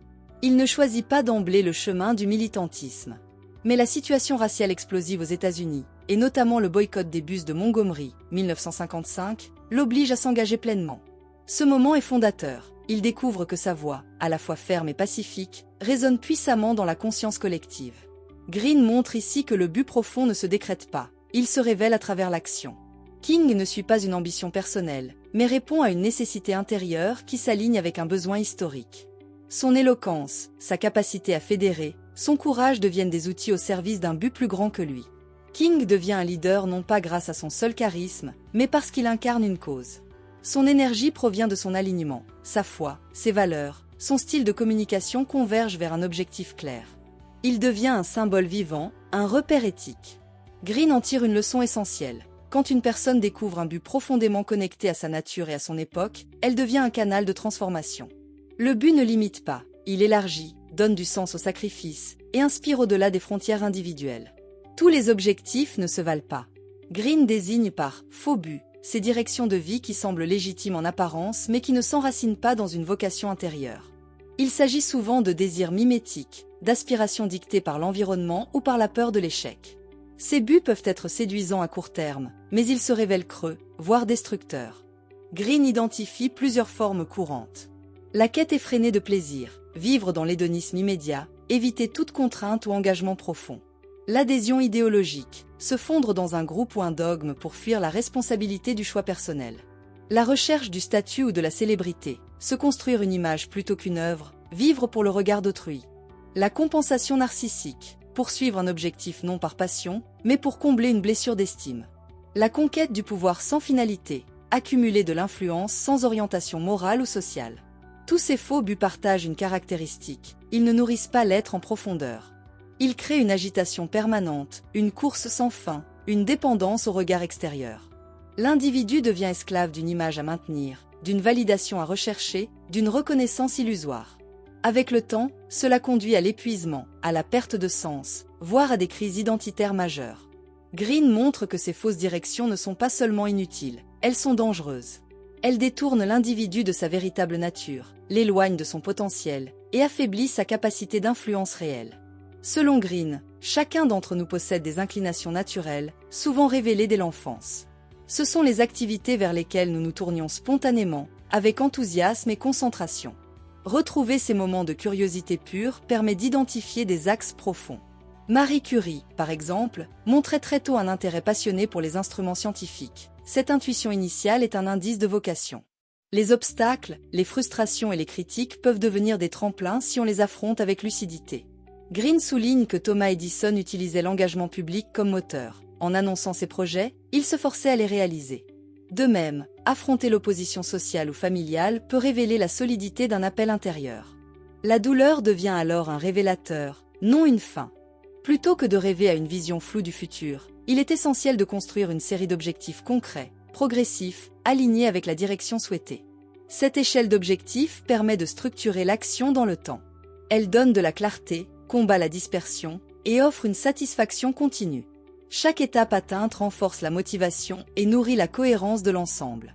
Notre environnement affecte profondément notre capacité à suivre un but. Il faut savoir éviter les personnes toxiques, les environnements décourageants, les discours relativistes. À l'inverse, fréquenter des individus animés par une mission, des mentors exigeants ou des communautés engagées peut renforcer la persévérance. Coco Chanel, par exemple, a su s'entourer d'alliés pragmatiques qui l'ont aidé à concrétiser sa vision. Green insiste sur la puissance du flow, cet état de concentration totale où l'on perd la notion du temps. Ce moment de fusion entre soi et l'activité est souvent un indicateur fort d'alignement. Steve Jobs, Ingrid Bergman ou encore Albert Einstein décrivaient ces états comme les plus féconds de leur vie. Le but n'est pas seulement intellectuel, il se vit dans le corps, dans l'intensité de l'action. Robert Greene compare le but à un multiplicateur de force, analogue à une stratégie militaire. Une armée ordinaire peut se transcender si elle est animée par une cause. De même, un individu doté d'un but puissant décuple ses ressources, volonté, endurance, imagination, influence. Ce but agit comme un filtre, il aide à choisir ses priorités, à dire non aux distractions, à aligner pensée, parole et action. Il apporte aussi une clarté émotionnelle.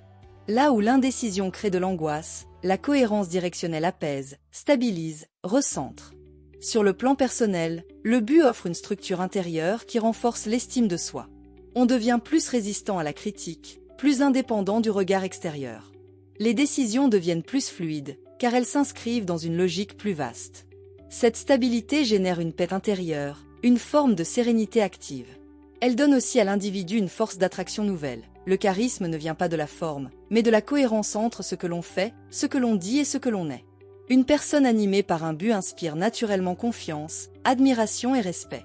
Un individu aligné sur un but élevé rayonne bien au-delà de son cercle immédiat. Il peut entraîner des équipes, des organisations, voire des mouvements entiers. Green montre que ce rayonnement repose non sur la domination, mais sur l'exemplarité. Le leadership authentique ne cherche pas à convaincre, il attire. Les grands changements collectifs, les révolutions pacifiques ou les avancées majeures viennent souvent de personnalités habitées par une mission. Leur action est contagieuse. Elle montre qu'un autre rapport au monde est possible. Robert Greene, à travers ce chapitre, nous montre qu'avoir un but profond n'est pas un luxe ou une option, mais une nécessité vitale. Face à la dispersion, à la médiocrité ou à la dépendance au regard des autres, le sens du but agit comme un repère, un ancrage et une boussole. Il nous rend plus concentrés, plus libres, plus puissants. Trouver ce but ne consiste pas à imiter un modèle ou à suivre une mode, mais à revenir à soi, à ce qui nous touche, nous agite, nous appelle. C'est un travail d'introspection, d'écoute et d'audace. Il faut parfois se libérer des fausses routes, affronter l'incompréhension, traverser le doute. Mais cette quête donne à la vie un sens supérieur. Agir avec un but, c'est donner une direction claire à son énergie, construire une œuvre cohérente, laisser une trace significative. C'est aussi inspirer les autres, non par le discours, mais par l'exemple. Ce chapitre nous rappelle que la grandeur n'est pas dans le pouvoir ou la reconnaissance, mais dans la fidélité à une mission personnelle. Vivre avec un but, c'est ne plus subir, mais choisir. C'est devenir l'auteur et non le spectateur de sa propre légende. Merci de m'avoir écouté. Si vous avez apprécié ce contenu, n'hésitez pas à le partager autour de vous et à nous faire part de vos réflexions dans les commentaires. À très bientôt. Chapitre 14. La loi de la conformité. L'homme est un être social, mais cette sociabilité comporte un risque majeur, celui de la dissolution de l'individu dans la masse. Si vivre en groupe est une condition de survie et de réalisation, cela peut aussi conduire à des formes de conformisme, de régression et d'aveuglement collectif. Comment rester intègre, lucide et actif au sein d'une communauté sans en devenir l'esclave ou le produit? Dans le chapitre 14 de Les lois de la nature humaine, intitulé Résister à l'attraction descendante du groupe, Robert Greene explore la loi du conformisme. Il y montre que la dynamique de groupe, loin d'être toujours positive, tire souvent les individus vers le bas, perte d'autonomie, contagion des peurs, moralité fluctuante. Mais il propose aussi des stratégies pour résister à cet effacement de soi, et même pour transformer les collectifs en moteurs d'évolution. Cet épisode analysera d'abord les dangers psychologiques de la dynamique de groupe, les effets déstructurants sur l'individu, les règles implicites et manipulations internes, avant de proposer des stratégies de résistance et une perspective positive sur l'usage vertueux du collectif. Robert Greene commence par rappeler une vérité dérangeante. Dans un groupe, l'être humain régresse psychiquement. Il devient plus émotif, plus suggestible et moins critique. Cette transformation s'opère souvent à notre insu. Sous l'influence d'un collectif, nous adoptons des comportements que nous aurions jugés inacceptables seuls. La pensée personnelle se dilue dans l'énergie de la foule. Green cite les travaux de Gustave Le Bon sur la psychologie des foules pour souligner ce mécanisme. La masse rend l'individu anonyme, déresponsabilisé, porté à l'extrême. La peur, l'enthousiasme ou la colère deviennent collectifs et donc viraux. Dans un groupe, les émotions circulent plus vite que les idées. Une rumeur, un mot d'ordre, un geste peuvent provoquer une onde de choc immédiate. L'individu capte ces signaux affectifs et les reproduit, souvent sans filtre rationnel. Green montre que cette contagion affective diminue notre capacité de réflexion critique. Ce phénomène explique des comportements extrêmes, panique en foule, adhésion massive à des leaders violents, ou encore soumission silencieuse à des injustices manifestes. Le groupe devient alors un accélérateur de dérives psychiques. L'un des exemples les plus marquants de cette dynamique descendante est la révolution culturelle en Chine, 1966-1976. Green décrit comment des milliers d'individus ont participé à des purges violentes, des humiliations publiques, des dénonciations massives. Des étudiants frappaient leurs professeurs, des enfants dénonçaient leurs parents. La logique collective effaçait la morale individuelle. Le besoin d'appartenir, de survivre dans un climat de peur, primait sur la lucidité. Green y voit un symbole fort. Même les sociétés instruites peuvent sombrer dans la barbarie lorsque l'esprit de groupe supplante la conscience personnelle. L'être humain, par nature, cherche l'acceptation sociale. Ce besoin ancestral d'appartenance pousse l'individu à se conformer aux normes d'un groupe, souvent sans s'en rendre compte. Green montre que ce réflexe d'adaptation se manifeste dès l'entrée dans un nouvel environnement. On adopte rapidement les attitudes, les codes, voire les opinions du groupe dominant. Ce mimétisme rassure, mais peut aussi éroder la pensée autonome. La peur d'être exclu devient plus forte que le désir de vérité. Ce mécanisme est encore plus fort dans les environnements fermés, institutions, entreprises hiérarchisées, cercles idéologiques ou militants. En cherchant à se fondre dans un groupe, l'individu finit souvent par perdre son propre point de vue. Il devient une projection des attentes collectives. Cette aliénation peut être cognitive, répétition d'idées sans les comprendre, mais aussi émotionnelle. On se met en colère parce que tout le monde est en colère, on se réjouit parce que la foule exulte. Green avertit que cette perte de repère mène à la désorientation intérieure. On ne sait plus ce que l'on pense vraiment. On s'identifie à une fonction sociale ou à un rôle de façade, au détriment de la construction d'un soi authentique. Dans les groupes, certaines figures charismatiques imposent leur style, leur morale, leur logique. Par admiration, peur ou simple opportunisme, les membres du groupe les imitent, parfois sans s'en rendre compte. Green insiste sur la puissance de ce phénomène. Le mimétisme est une stratégie de survie sociale, mais aussi un poison pour l'originalité. Quand on imite trop longtemps, on devient étranger à soi-même. La dépendance à l'approbation du groupe devient un réflexe.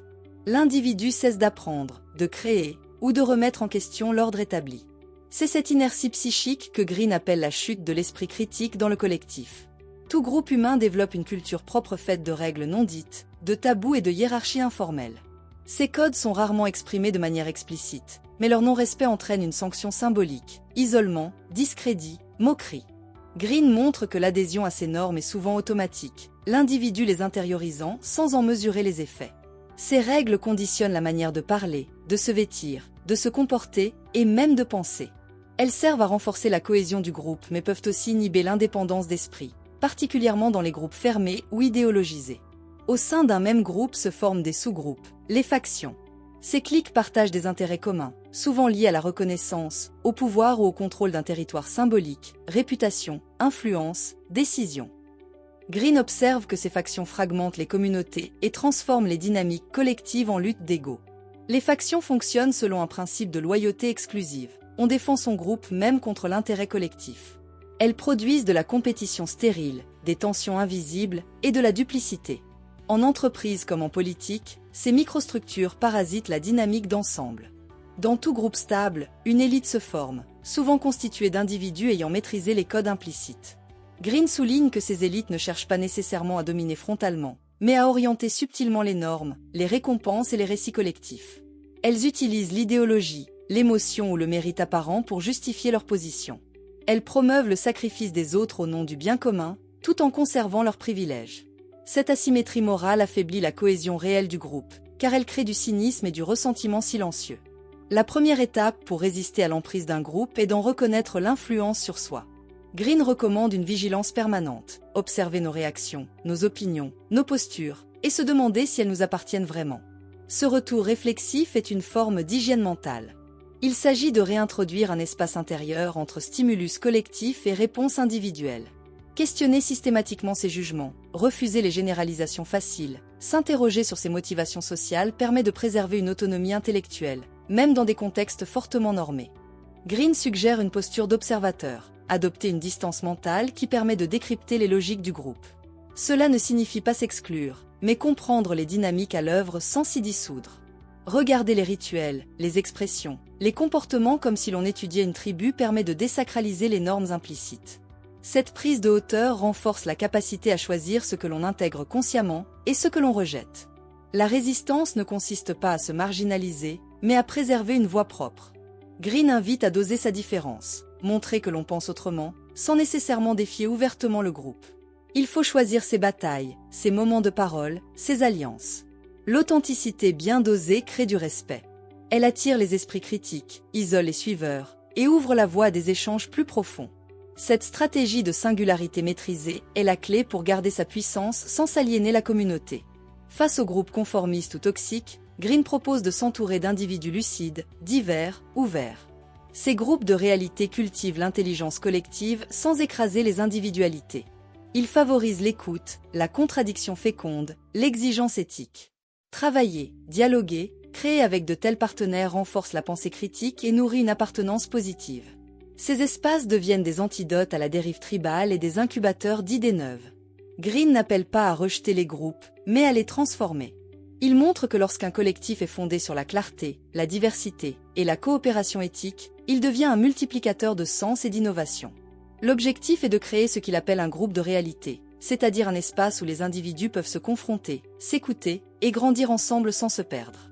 Dans ces groupes, l'émulation remplace la rivalité, l'échange prévaut sur l'imposition. La conscience individuelle s'enrichit du regard des autres, mais sans se soumettre. Le collectif devient un tremplin pour l'individu et non une cage. Green cite des équipes de recherche, des collectifs artistiques, ou encore des mouvements civiques capables de préserver l'autonomie individuelle tout en réalisant des œuvres collectives puissantes. Ces groupes cultivent la nuance, l'humilité et la curiosité mutuelle. Ils sont aussi exigeants. Ils reposent sur une sélection volontaire, une éthique de travail partagée et une tolérance à la contradiction. Ce sont des lieux de friction constructive, où le désaccord n'est pas vu comme un danger, mais comme un moteur. Chacun a un rôle à jouer dans la qualité du groupe auquel il appartient. Green invite le lecteur à devenir un ferment de lucidité, poser des questions, refuser les dérives, encourager les voix dissidentes. Être ce point fixe qui empêche le basculement dans la pensée unique. C'est un travail quotidien, exigeant, mais profondément libérateur. L'individu devient alors un artisan du collectif, un gardien de sa complexité. Il contribue à créer un espace où l'intelligence sociale rime avec liberté intérieure. À travers ce chapitre, Robert Greene met en lumière un phénomène souvent ignoré. La pression du groupe n'est pas seulement sociale, elle est psychique. Sous son influence, nous risquons de perdre notre autonomie, notre lucidité, notre singularité. Mais Greene ne propose pas une fuite vers la solitude ou le rejet du collectif. Il appelle à une transformation de notre rapport au groupe, devenir des participants conscients, critiques et créateurs d'intelligence collective. Résister à la dynamique descendante des groupes ne signifie pas se couper des autres, mais apprendre à interagir sans se diluer. C'est construire une posture intérieure forte, capable d'influencer sans dominer, d'écouter sans se soumettre, de collaborer sans se trahir. Cette tension féconde entre appartenance et autonomie est la clé d'une maturité sociale profonde. Le défi posé par Greene est exigeant, mais essentiel. Refuser le confort du mimétisme, oser la lucidité dans le collectif, et œuvrer à la création de groupes porteurs de vérité, de nuances et de liberté. Ce chemin exige courage, vigilance et constance, mais il ouvre la voie à une vie plus alignée, plus éthique et plus influente. Merci de m'avoir écouté. Si vous avez apprécié ce contenu, n'hésitez pas à le partager autour de vous et à nous faire part de vos réflexions dans les commentaires. À très bientôt! Chapitre 15. La loi de l'inconstance. Depuis l'aube des sociétés humaines, les hommes cherchent des figures capables de guider, protéger, incarner une vision. Dans les tribus primitives, le chef était celui qui savait lire les signes de la nature, organiser la chasse, arbitrer les conflits. Dans les nations modernes, le chef d'État, le dirigeant d'entreprise ou le leader spirituel joue un rôle similaire, apaiser l'incertitude et donner une direction. Pourtant, cette soif de leadership s'accompagne d'un paradoxe fondamental. Si nous désirons être guidés, nous craignons dans le même temps d'être dominés, manipulés, voire trahis. L'autorité attire autant qu'elle effraie. C'est précisément ce paradoxe que Robert Greene analyse dans le 15e chapitre de Les lois de la nature humaine, intitulé « Faire en sorte qu'on veuille vous suivre ». Greene montre que l'autorité n'est pas un simple statut ni un droit conféré par une fonction, mais un art délicat de susciter l'adhésion. On ne suit pas durablement une personne parce qu'elle impose ou parce qu'elle séduit artificiellement, mais parce qu'elle incarne une vision, une cohérence et une autorité intérieure qui dépassent l'ego. D'où notre problématique. Comment exercer une autorité qui inspire et qui dure, dans un monde où la loyauté des foules est volatile, où les illusions de leadership sont nombreuses? Pour y répondre, nous examinerons d'abord la fragilité de la loyauté collective, puis les pièges classiques des faux leaders. Nous explorons ensuite les piliers d'une autorité durable, les différents archétypes proposés par Greene, avant de montrer que toute autorité extérieure repose finalement sur une autorité intérieure. L'histoire des civilisations nous enseigne que les communautés humaines ont toujours eu besoin de figures d'autorité. Dans les sociétés tribales, on élisait ou on reconnaissait spontanément un chef pour mener la chasse, défendre le clan, arbitrer les conflits internes. Mais cette reconnaissance ne signifiait pas soumission absolue. Au contraire, elle s'accompagnait souvent de rituels de contrôle ou de limitation du pouvoir. Dans certaines cultures, le chef devait se soumettre régulièrement à l'épreuve de la force ou du courage. Dans d'autres, il pouvait même être sacrifié si la tribu estimait qu'il avait failli à ses responsabilités. Cette logique perdure aujourd'hui sous des formes plus subtiles. Un dirigeant politique est encensé tant qu'il incarne une vision rassurante, mais il est brutalement rejeté dès que la confiance se fissure.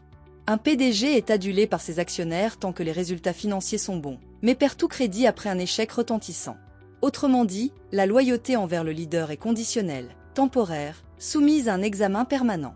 Robert Greene insiste sur cette ambivalence. L'autorité est désirée et redoutée à la fois. Les peuples, les foules, les groupes projettent sur le leader à la fois leurs espoirs de sécurité et leur peur d'être instrumentalisés. Le chef est celui qui rassure, mais il est aussi celui qu'on surveille. L'un des enseignements majeurs de Greene est que la loyauté ne repose pas sur une rationalité durable, mais sur des mécanismes émotionnels fragiles. La foule, dit-il en s'inspirant des théories de Gustave Le Bon, est dominée par des passions immédiates. Elle peut être galvanisée par un discours, par un geste symbolique, par un sacrifice exemplaire. Mais cette adhésion est toujours réversible. Un leader adulé aujourd'hui peut devenir un paria demain. Les réseaux sociaux accentuent ce phénomène. En quelques heures, une vidéo sortie de son contexte, une phrase mal interprétée ou une décision impopulaire peuvent renverser la perception collective. On passe de l'enthousiasme à la haine, de la confiance à la suspicion. Ce basculement est d'autant plus rapide que l'opinion contemporaine vit dans une logique d'instantanéité. Les exemples abondent. Un artiste ou un sportif porté au pinacle pour ses exploits est aussitôt rejeté au moindre scandale. Un responsable politique célébré pour son charisme est démoli lorsqu'apparaissent ses failles. Ainsi, la loyauté collective est liquide, mouvante, conditionnelle. Pour Greene, la conséquence est claire. Le véritable défi du leadership ne consiste pas à obtenir le pouvoir, mais à le conserver sans se laisser piéger par l'illusion d'une loyauté définitive. Les titres, les institutions, les récompenses ne suffisent pas à garantir une autorité stable. Être nommé président, directeur ou chef n'assure en rien la reconnaissance profonde des subordonnés. Dès lors, un leader doit accepter que sa relation avec ses suiveurs soit toujours précaire. Il doit travailler chaque jour à nourrir cette relation par la confiance, la vision, la crédibilité. Plutôt que de s'appuyer uniquement sur les structures hiérarchiques ou sur la peur, il doit comprendre que l'autorité est avant tout relationnelle. C'est un contrat implicite, fragile, qu'il faut constamment réactiver. Dans un monde où la hiérarchie traditionnelle est souvent contestée, de nombreux leaders croient qu'ils gagneront le respect de leurs suiveurs en se présentant comme des égaux, des compagnons accessibles. Ils cherchent à abolir la distance symbolique qui sépare le chef du groupe. Plaisanterie complice, tutoiement généralisé, proximité affective affichée. Pour Greene, cette stratégie est vouée à l'échec. Car l'autorité repose sur un subtil équilibre. Le leader doit rester suffisamment proche pour comprendre et inspirer, mais aussi suffisamment distinct pour incarner un modèle. Trop de familiarité détruit cette aura. On ne suit plus un chef copain, on le tolère ou on s'en amuse. Mais le jour où des décisions difficiles s'imposent, licenciement, sacrifice, choix stratégiques, ce leader sympathique se retrouve désarmé, car il a perdu le capital de respect qui fonde l'autorité. L'histoire politique regorge d'exemples de leaders populistes, élus sur une vague d'enthousiasme grâce à leur proximité avec le peuple, mais incapables de gouverner une fois confrontés aux réalités. La sympathie initiale ne s'est pas transformée en loyauté, mais en déception. Ainsi, Greene souligne que chercher à plaire à tout prix est une erreur fatale. l'autorité exige parfois de déplaire pour rester respectée. Une autre tentation fréquente consiste à miser sur le charisme pur, mais dans une logique opportuniste. Le leader, caméléon, adapte son discours à chaque public, dit aux gens ce qu'ils veulent entendre, multiplie les promesses sans cohérence. À court terme, cette stratégie séduit, car elle flatte les émotions immédiates. Mais à long terme, elle détruit la crédibilité. Robert Greene nomme cette figure le pendré, celui qui flatte au lieu d'élever. C'est un leader sans colonne vertébrale, qui se contente de refléter l'opinion dominante. Mais les contradictions finissent par apparaître, les promesses incompatibles, les discours contradictoires, les revirements trop fréquents. Alors, le masque tombe, et la foule se sent trahie. L'exemple de certains dirigeants politiques modernes est éclairant. Élus grâce à leur capacité à manier les mots et à capter les émotions, ils sont vite accusés de duplicité lorsqu'on réalise qu'ils n'ont pas de vision cohérente. L'autorité charismatique opportuniste est comme un feu de paille, brillante au départ, mais incapable de durer. À l'opposé du populisme ou du charisme opportuniste se trouve un autre piège, celui de l'autoritarisme brut. Certains leaders pensent qu'il suffit d'imposer la peur, la discipline ou la contrainte pour s'assurer de la loyauté de leurs suiveurs. Ils instaurent un climat de surveillance, multiplient les sanctions, étouffent toute contestation. Greene critique vivement ce modèle, qu'il appelle celui du strongman. L'autorité ainsi obtenue est superficielle, elle repose sur la peur, non sur l'adhésion. Et la peur a deux effets pervers, elle génère du ressentiment latent, et elle s'évapore dès que la force du leader faiblit. L'histoire nous montre que les régimes fondés uniquement sur la répression s'effondrent tôt ou tard, car ils n'ont pas su construire une véritable confiance. Un chef militaire peut obtenir l'obéissance par la menace, mais il ne gagnera pas le respect durable de ses soldats s'il ne donne pas de sens à leur sacrifice. De même, un dirigeant d'entreprise peut imposer des objectifs inatteignables sous peine de sanctions, mais il créera davantage de sabotage et de démotivation que de loyauté. Greene conclut, la peur est une arme à double tranchant. Elle peut assurer un contrôle temporaire, mais elle détruit l'autorité durable, car elle prive le leader du ciment le plus puissant, l'adhésion volontaire. Robert Greene insiste, le véritable leadership ne repose ni sur la force brute, ni sur le charisme superficiel, mais sur la capacité à formuler et à incarner une vision. Un leader n'attend pas d'être suivi pour proposer une direction, il devance les attentes en dessinant un horizon commun.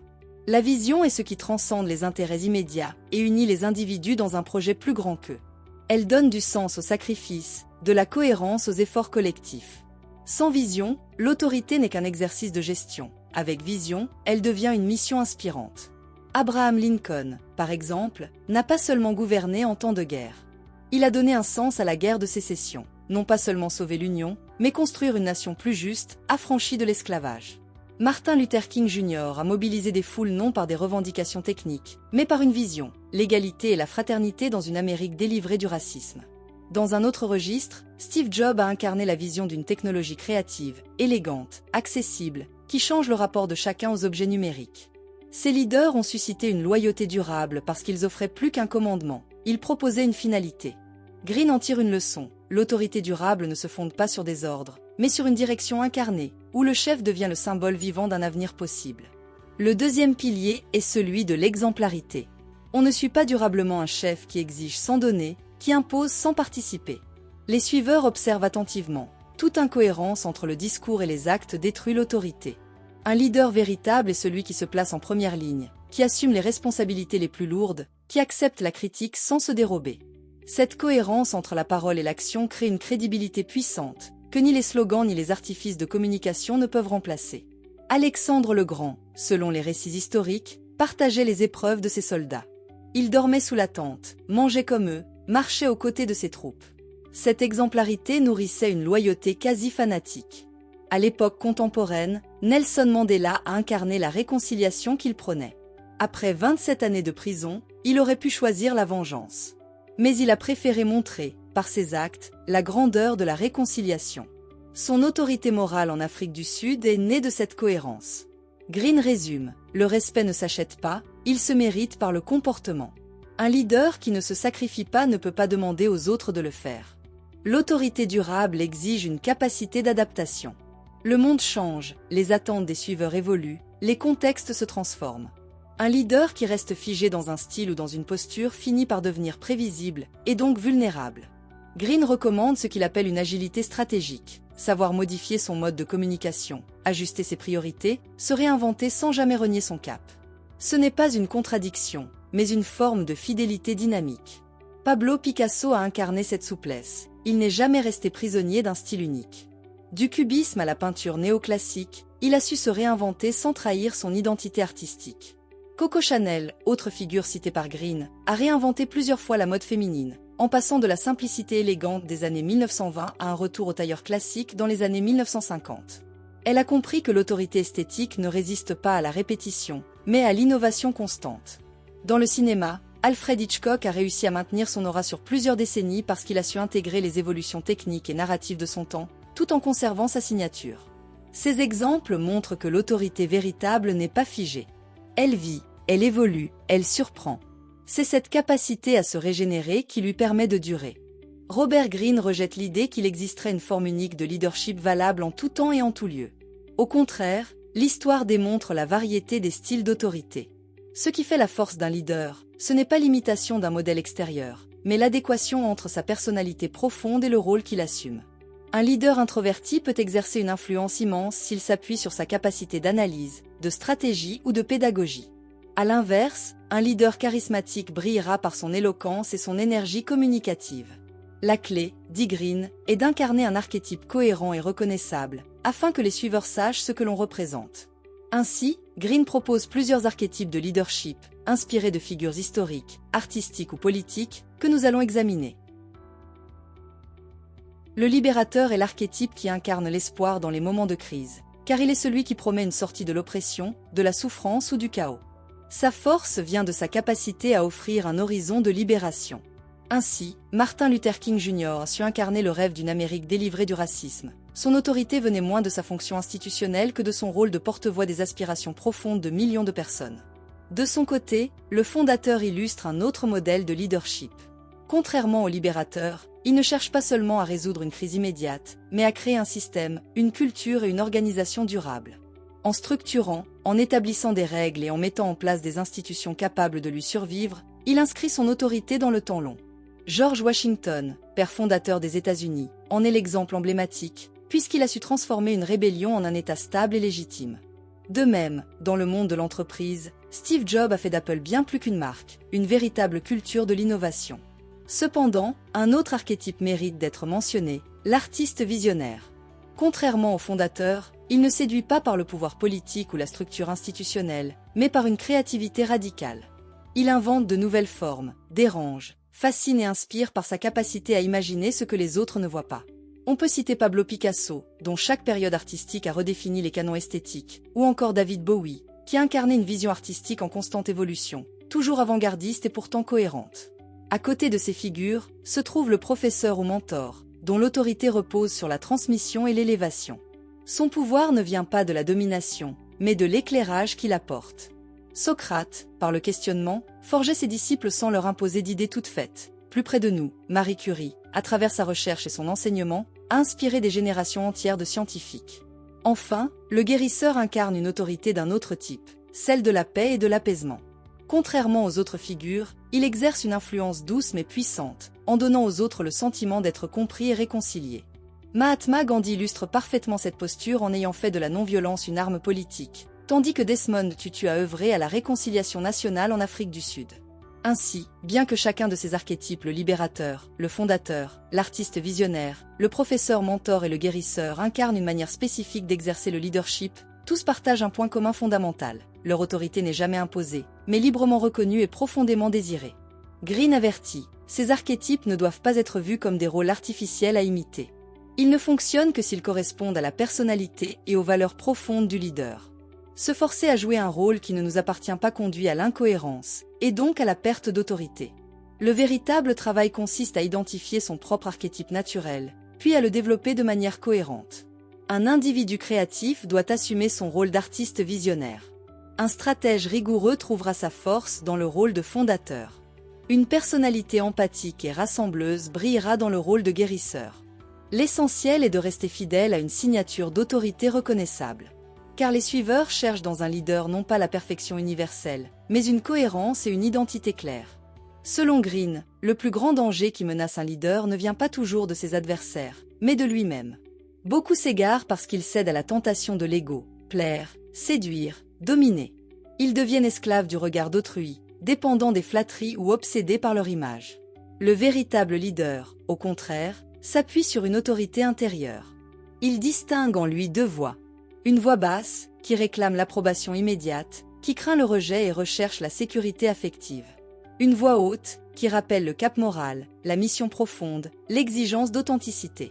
Seule cette seconde voix permet de maintenir une autorité durable, car elle libère le leader de la versatilité des opinions extérieures.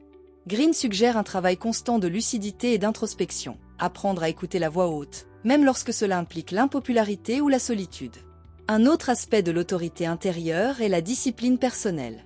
Un leader qui ne maîtrise pas ses émotions, qui se laisse dominer par la colère, la paresse ou l'orgueil, ne peut inspirer le respect. Ses failles deviennent visibles et minent la confiance des suiveurs. À l'inverse, celui qui cultive une rigueur discrète devient un modèle silencieux. Son endurance, sa constance et son humilité créent une forme de respect quasi instinctif. L'autorité vient alors non des paroles, mais du comportement. Green cite par exemple Léonard de Vinci, figure de patience et de constance. Par son exigence intellectuelle et artistique, il a incarné une autorité qui ne dépendait pas d'un poste ou d'un titre, mais de la force de son œuvre et de sa discipline intérieure. De la même manière, Warren Buffett, investisseur légendaire, inspire la confiance non parce qu'il fait de grandes déclarations, mais parce qu'il incarne, depuis des décennies, une constance méthodique et une vision à long terme, insensible aux modes ou aux paniques boursières. Green élargit la perspective. L'autorité la plus solide ne se fonde pas sur l'intérêt personnel, mais sur une cause plus grande que soi. Les leaders qui marquent l'histoire ne dirigent pas pour accumuler des privilèges, mais pour servir une mission, une communauté, une idée. Cette dimension de service crée une transcendance. Le leader devient le médiateur entre un idéal et un groupe humain. C'est ce qui explique l'aura indélébile de figures comme Gandhi, qui ne recherchait pas la gloire personnelle, mais l'indépendance et la dignité de son peuple, ou Mandela, qui voyait dans son rôle de président un instrument de réconciliation nationale et non un trône à défendre. Un leadership ainsi orienté transcende la fragilité de la loyauté collective, car les suiveurs ne suivent pas seulement un individu, mais une mission incarnée. Merci de m'avoir écouté. Si vous avez apprécié ce contenu, n'hésitez pas à le partager autour de vous et à nous faire part de vos réflexions dans les commentaires.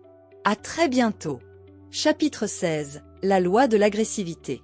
Depuis les sociétés antiques jusqu'à nos sociétés numériques, les êtres humains se distinguent par une tendance quasi instinctive à réagir au présent. Nous privilégions l'immédiateté, la survie, le gain rapide, l'émotion à chaud. Cette disposition biologique, qui fut jadis une arme d'adaptation dans un monde dangereux, est devenue aujourd'hui une faiblesse dans un univers complexe, interdépendant et globalisé. Ainsi, nous sommes souvent esclaves de l'instant, incapables de mesurer les effets à long terme de nos choix. Pourtant, les grandes figures de l'histoire, stratèges, penseurs, dirigeants, artistes se caractérisent par une capacité rare. Elles savent prendre du recul, relativiser l'instant et inscrire leur action dans un horizon temporel large. Robert Greene, dans le chapitre 16 de Les lois de la nature humaine, nous invite à cultiver cette compétence essentielle. Intitulé « Développer la perspective d'ensemble », ce chapitre propose une véritable pédagogie de la vision à long terme. Comment dépasser la tyrannie de l'instant et cultiver une vision stratégique capable d'éclairer nos choix personnels et collectifs? Pour répondre à cette question, nous examinerons d'abord le piège universel de la vision à court terme. Nous verrons ensuite des figures historiques prisonnières de l'instant et leurs dérives. Puis nous analyserons des exemples de clairvoyance et de pensée à long terme. Nous dégagerons ensuite des outils concrets pour élargir sa perspective. Enfin, nous montrerons la portée existentielle et philosophique de cette loi. L'être humain est biologiquement programmé pour réagir aux signaux immédiats. Un bruit inquiétant, une récompense visible, une menace proche. Dans les sociétés primitives, cette vigilance permanente était une question de survie. Manquer un danger pouvait coûter la vie. Si cette disposition instinctive était un avantage dans un monde hostile, elle est devenue un handicap dans nos sociétés modernes. Aujourd'hui, nous ne risquons plus la mort à chaque instant, mais nous continuons à privilégier le présent au détriment du futur. Nous consommons plutôt que d'investir, nous réagissons plutôt que de réfléchir, nous nous indignons sur le champ plutôt que de comprendre avec distance. Greene parle ici d'une véritable myopie temporelle, qui enferme l'individu et le groupe dans l'urgence. Cette incapacité à se projeter se traduit par des erreurs constantes, décisions précipitées, engagements irréfléchis, jugements biaisés par l'émotion. En politique, cela pousse les dirigeants à privilégier des mesures spectaculaires destinées à séduire l'opinion publique sur le court terme, mais destructrices à long terme. Dans le monde des affaires, cela conduit les entreprises à rechercher le profit immédiat plutôt qu'à construire une stratégie durable. Dans la vie personnelle, cela favorise l'impulsivité, les addictions ou la difficulté à bâtir des projets cohérents. Green souligne que cette tendance est amplifiée par notre époque numérique. Les réseaux sociaux créent une culture de l'instantané, les médias privilégient le sensationnel, et les individus deviennent dépendants de la gratification immédiate. Like, notifications, réactions rapides. Nous vivons dans ce qu'il appelle une dictature de l'instant, où l'attention collective est fragmentée, éphémère, et où il est difficile de construire une vision durable. L'histoire montre que même les dirigeants les plus brillants peuvent échouer lorsqu'ils ne dépassent pas la vision immédiate de leurs actions. Deux figures exemplaires illustrent cette myopie stratégique sous des formes différentes. Napoléon demeure une figure fascinante. Stratège exceptionnel et organisateur hors pair, il a profondément marqué l'histoire européenne. Pourtant, son génie militaire portait en lui une fragilité. Son obsession pour les victoires immédiates l'a progressivement empêché d'évaluer les conséquences à long terme de ses campagnes. L'invasion de la Russie en 1812 en est un exemple frappant. Convaincu qu'un succès rapide consoliderait son prestige, il sous-estima l'épuisement de ses troupes et la résistance farouche des Russes. Le résultat fut une catastrophe humaine et militaire qui précipita sa chute. Son incapacité à élargir sa perspective stratégique transforma ainsi son épopée en effondrement. À l'autre bout du spectre, Richard Nixon illustre une myopie différente, celle d'un dirigeant obsédé par ses adversaires immédiats. Convaincu d'être entouré d'ennemis, il développa une méfiance excessive, qui le poussa à ordonner des écoutes illégales et à instaurer une culture de suspicion au sein de son administration. Ce court-termisme défensif l'empêcha de percevoir les conséquences désastreuses de ses actes. Le scandale du Watergate ne fut pas le résultat d'une attaque extérieure, mais de son incapacité à envisager l'avenir au-delà de l'urgence de neutraliser ses opposants. Sa chute résulte ainsi d'un regard trop étroit, plutôt que de la puissance de ses ennemis. Green insiste sur un mécanisme universel. Plus un leader se concentre sur le présent, plus il perd sa lucidité. L'obsession de l'instant nourrit des réactions défensives, qui elles-mêmes renforcent l'isolement et l'aveuglement. Ce cercle vicieux conduit à des erreurs répétées, à la perte de confiance et finalement à la chute. Les cas de Napoléon et de Nixon montrent que ce n'est pas le manque d'intelligence qui conduit à l'échec, mais l'incapacité à dépasser la tyrannie de l'instant. L'histoire nous enseigne que le court-termisme peut être fatal, que ce soit sur le champ de bataille ou dans les décisions politiques.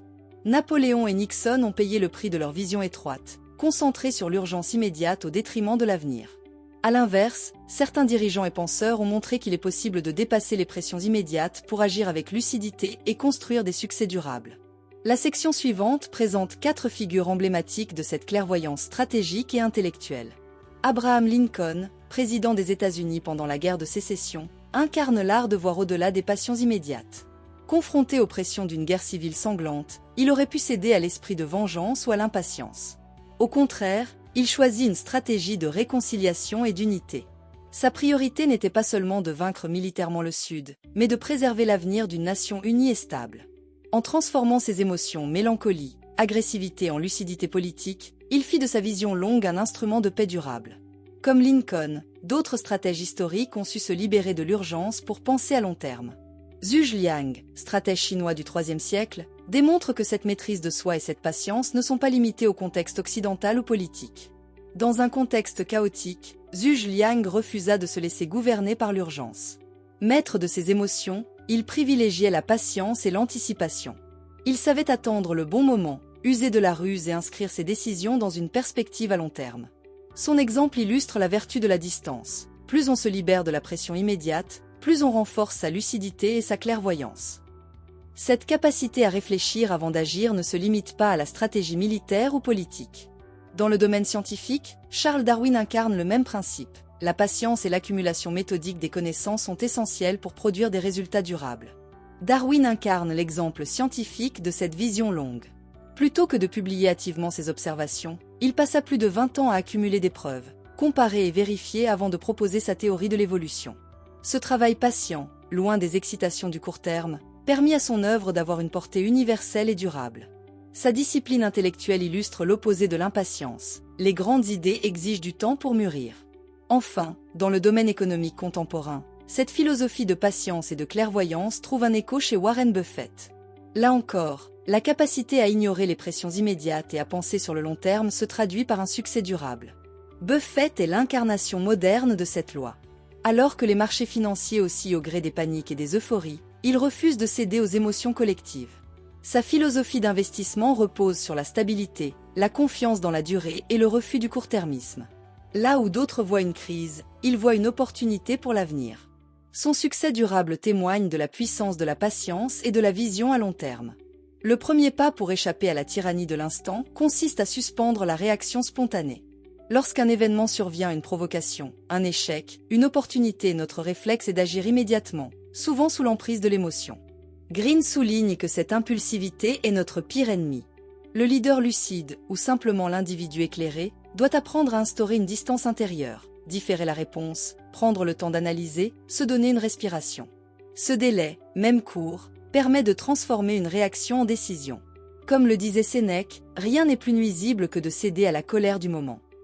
La patience est souvent perçue comme une vertu passive, alors qu'elle est une arme stratégique. Celui qui sait attendre maîtrise le rythme, tandis que l'impatience se consume dans des actions désordonnées. Green rappelle que la patience permet d'observer, de laisser les autres s'épuiser, d'accumuler des informations précieuses. Elle n'est pas inertie, mais puissance tranquille.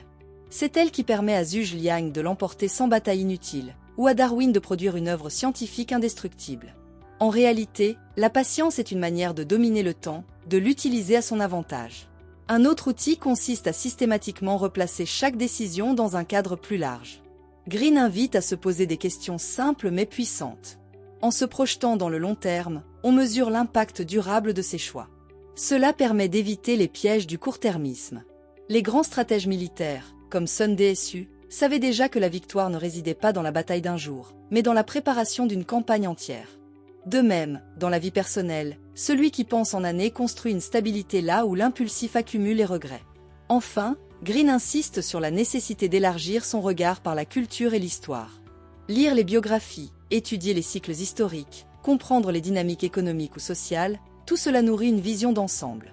Celui qui se forme à la complexité apprend à voir les liens invisibles entre les événements. Il ne se laisse plus piéger par les détails ou par les urgences ponctuelles. La pensée systémique devient un antidote à la dispersion. Elle permet de voir la forêt plutôt que l'arbre.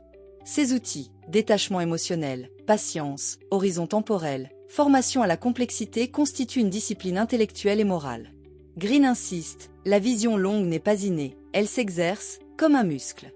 Plus on s'entraîne à prendre du recul, plus on développe une lucidité rare, qui devient un atout dans tous les domaines, politique, entreprise, création, vie personnelle. Robert Greene rapproche sa réflexion des traditions philosophiques qui, depuis l'Antiquité, ont cherché à relativiser l'instant. Les stoïciens, par exemple, enseignaient à ne pas se laisser dominer par les émotions immédiates, mais à contempler l'ensemble de la vie humaine comme un tout cohérent. Marc Aurèle écrivait déjà que ce qui trouble les hommes, ce ne sont pas les choses, mais l'opinion qu'ils en ont, invitant à prendre du recul sur chaque événement. De même, dans le confucianisme chinois, l'accent est mis sur l'harmonie des cycles longs, et dans le bouddhisme, sur la nécessité de sortir de l'attachement à l'instant présent pour atteindre une forme de libération intérieure. Green voit dans ces traditions la confirmation de sa loi. L'élargissement de la perspective est une clé universelle de sagesse. Cette loi n'est pas réservée aux grands dirigeants ou aux stratèges. Elle s'applique aussi à chacun de nous dans notre vie quotidienne. Face à une crise personnelle, une dispute, une perte, un échec, notre premier réflexe est de nous laisser engloutir par la douleur du moment. Mais si nous élevons notre regard, si nous pensons en termes d'années plutôt qu'en termes d'heures, nous découvrons que cet instant douloureux n'est qu'un fragment d'un tout plus vaste.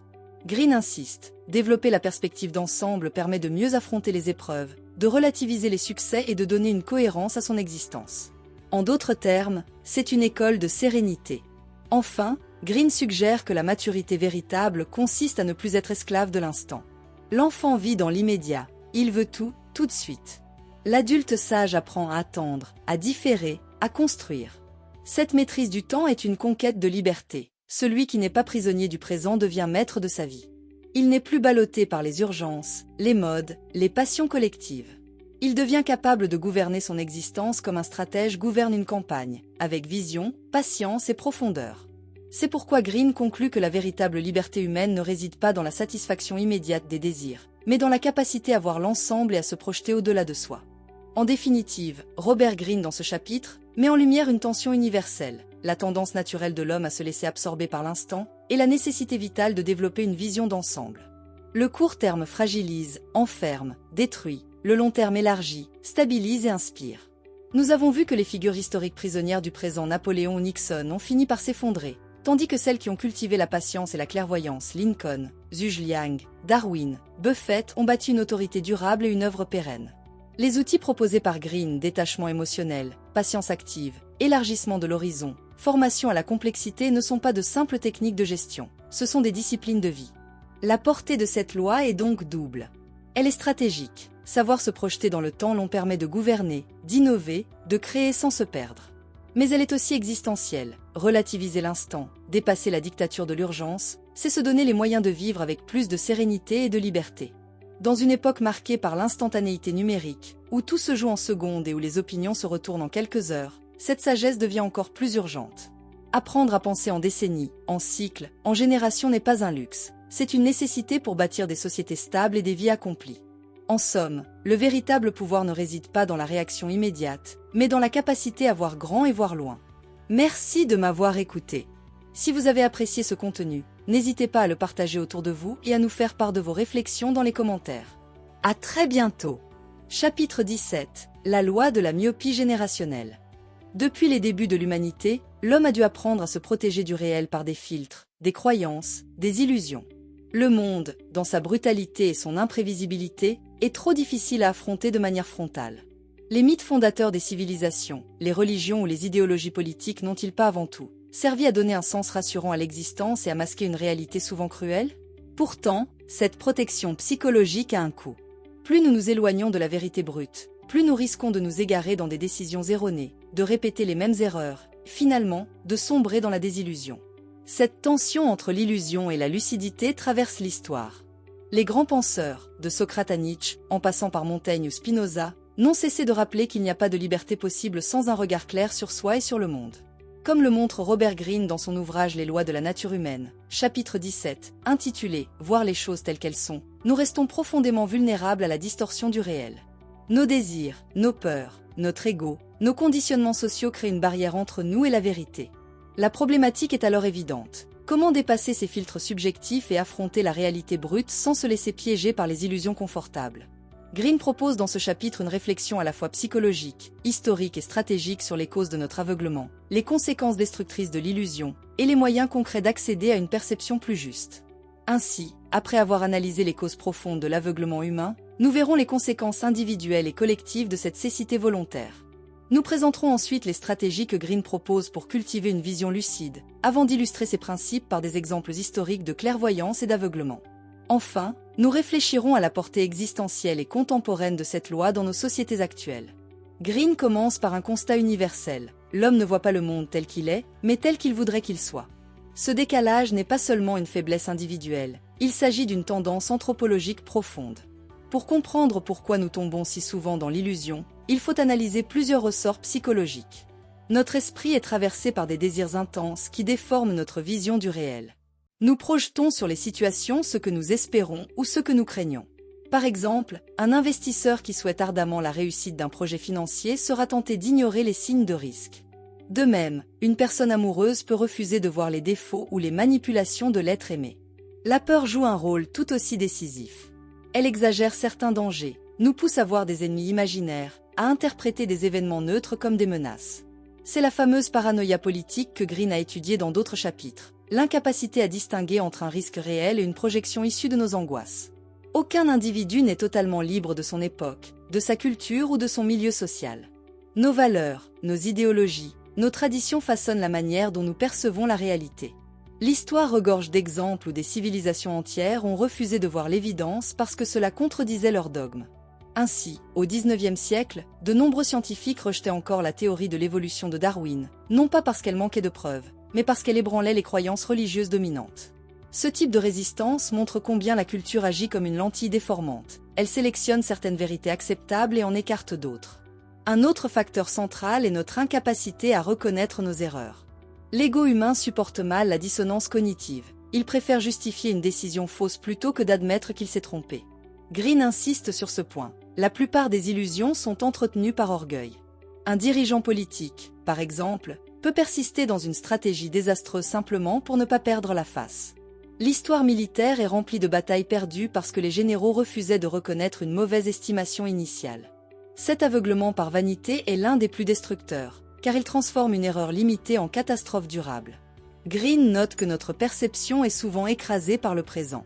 Nous privilégions ce qui est immédiat, tangible, émotionnel, au détriment d'une vision plus longue et réfléchie. Cette dictature de l'instant est accentuée aujourd'hui par les réseaux sociaux, les médias en continu, la consommation accélérée d'informations. Résultat, nous sacrifions la lucidité stratégique au profit du plaisir instantané ou de la peur immédiate. Nous refusons de voir les tendances de fond, les dynamiques invisibles qui structurent pourtant le réel. L'illusion naît alors de notre incapacité à penser en termes de durée. Robert Greene insiste sur un point crucial, les illusions ne sont jamais neutres. Elles ne sont pas de simples fantaisies inoffensives qui nous aideraient à supporter l'existence. Elles ont des effets concrets, parfois dévastateurs, sur nos vies individuelles et sur les sociétés. Le déni du réel peut nous protéger à court terme, mais il finit toujours par se retourner contre nous. Greene distingue ainsi 3 niveaux principaux de conséquences, personnelles, collectives et psychologiques. Sur le plan individuel, vivre dans l'illusion signifie répéter les mêmes erreurs sans jamais en comprendre les causes profondes. Greene illustre cela par des portraits de personnes qui, refusant de voir la réalité de leur comportement ou de leur choix, sabotent elles-mêmes leur avenir. Par exemple, un entrepreneur obsédé par son idée géniale peut ignorer les signes évidents d'un marché saturé. Il s'entête, investit toujours plus, et finit par tout perdre. Son échec n'est pas dû à un manque d'intelligence, mais à son refus de voir les faits tels qu'ils sont. De même, dans les relations amoureuses ou amicales, beaucoup préfèrent maintenir une illusion plutôt que de confronter la vérité. On tolère des comportements irrespectueux, on justifie des absences ou des trahisons, car reconnaître la réalité ferait trop mal. Mais cette stratégie entraîne des souffrances bien plus grandes à long terme, rupture brutale, sentiment d'avoir été manipulé, perte de confiance en soi. La conclusion est claire, celui qui refuse de voir se condamne à revivre. L'illusion personnelle empêche l'apprentissage, elle transforme les erreurs en fatalité. À l'échelle d'une société, l'aveuglement est encore plus dangereux. Greene rappelle que nombre de guerres, de révolutions ou de crises économiques sont nées d'une incapacité collective à affronter la réalité. Un exemple emblématique est celui de la Première Guerre mondiale. Les dirigeants européens, prisonniers d'illusions nationalistes et d'une foi aveugle dans la supériorité militaire, se sont engagés dans un conflit qu'ils pensaient court et glorieux. La réalité fut une guerre totale, longue et meurtrière, qui détruisit l'équilibre européen. Ici, l'illusion collective coûta des millions de vies. Un autre cas est celui des crises financières. En 1929, comme en 2008, les spéculateurs, les banquiers et les États ont refusé de voir les signes évidents d'une bulle. L'avidité, l'orgueil et l'aveuglement les ont poussés à ignorer la réalité économique. Lorsque l'illusion s'est effondrée, ce fut l'effondrement mondial. Greene souligne, les illusions partagées sont les plus dangereuses, car elles créent une inertie collective. Plus un groupe est grand, plus il est difficile de contredire l'illusion dominante. Ceux qui osent dire la vérité sont traités de pessimistes, d'ennemis, voire de traîtres.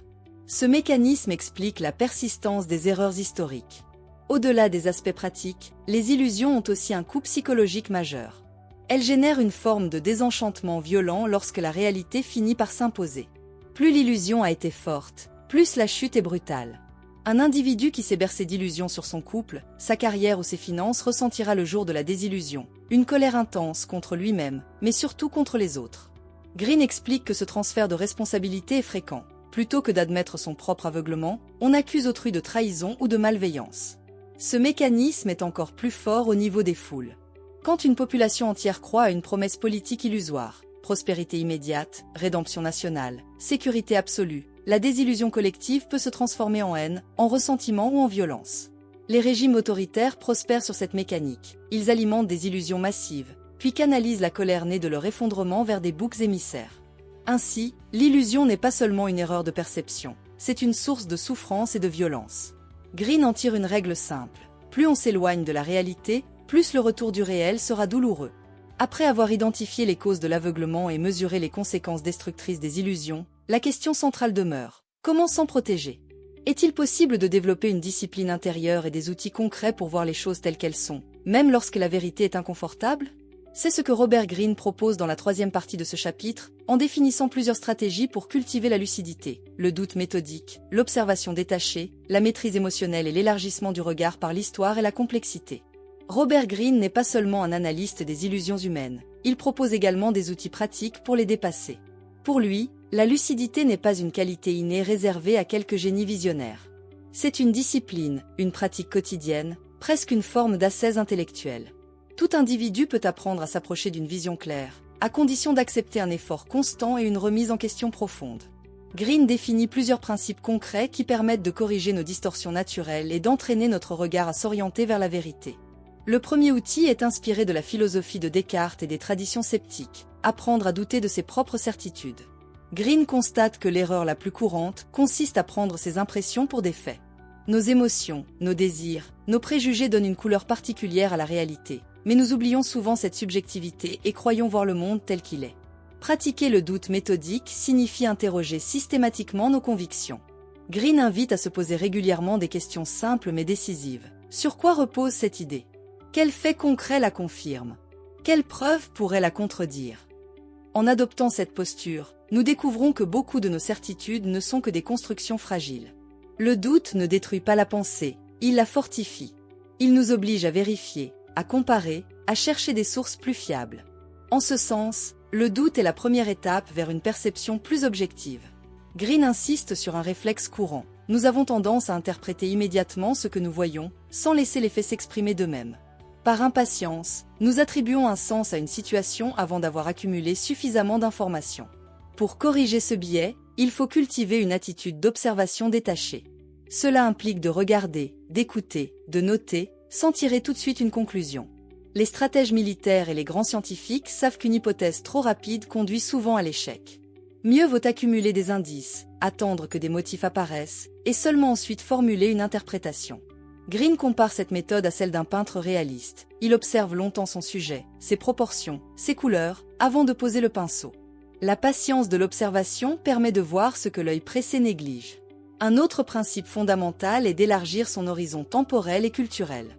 Nous avons naturellement tendance à enfermer nos jugements dans le cadre étroit de notre expérience personnelle ou de notre époque. Pourtant, la lucidité naît souvent de la comparaison. L'histoire est un outil précieux pour cela.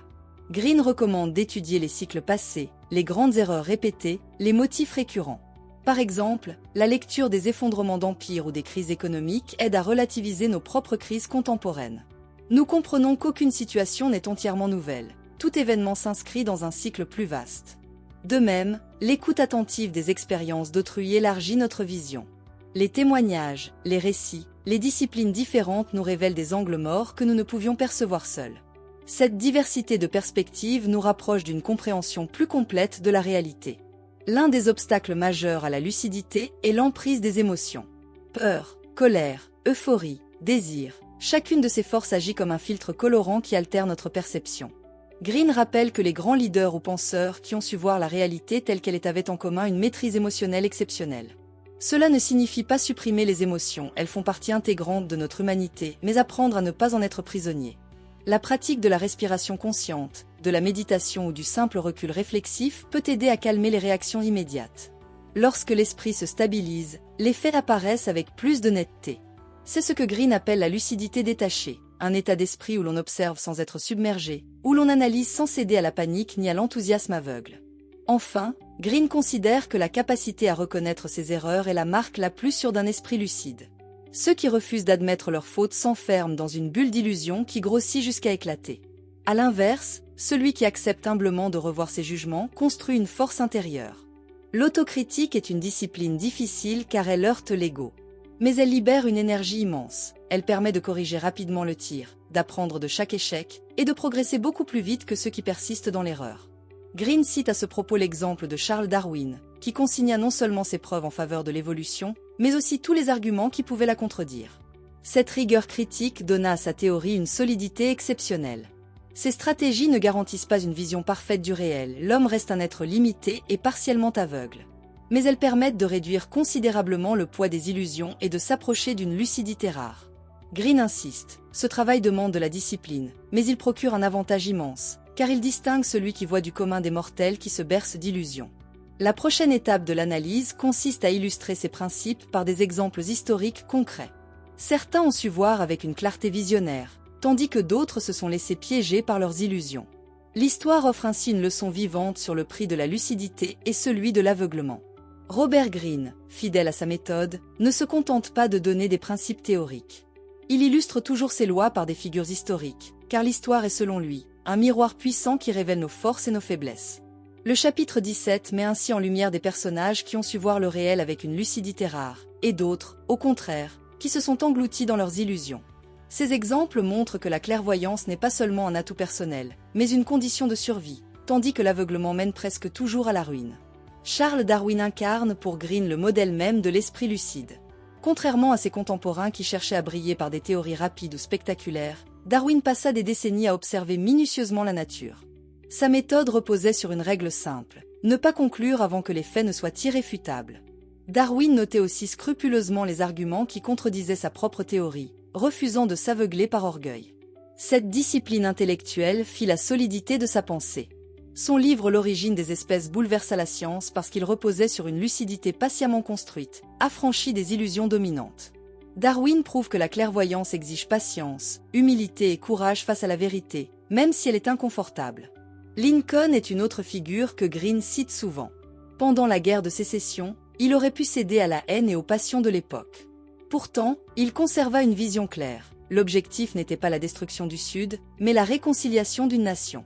Cette lucidité, fondée sur l'acceptation des réalités douloureuses, la lenteur du processus, les sacrifices humains, la nécessité de compromis fit de Lincoln un dirigeant exceptionnel. Là où d'autres s'enfermaient dans l'illusion d'une victoire rapide ou totale, lui voyait l'horizon d'une paix durable.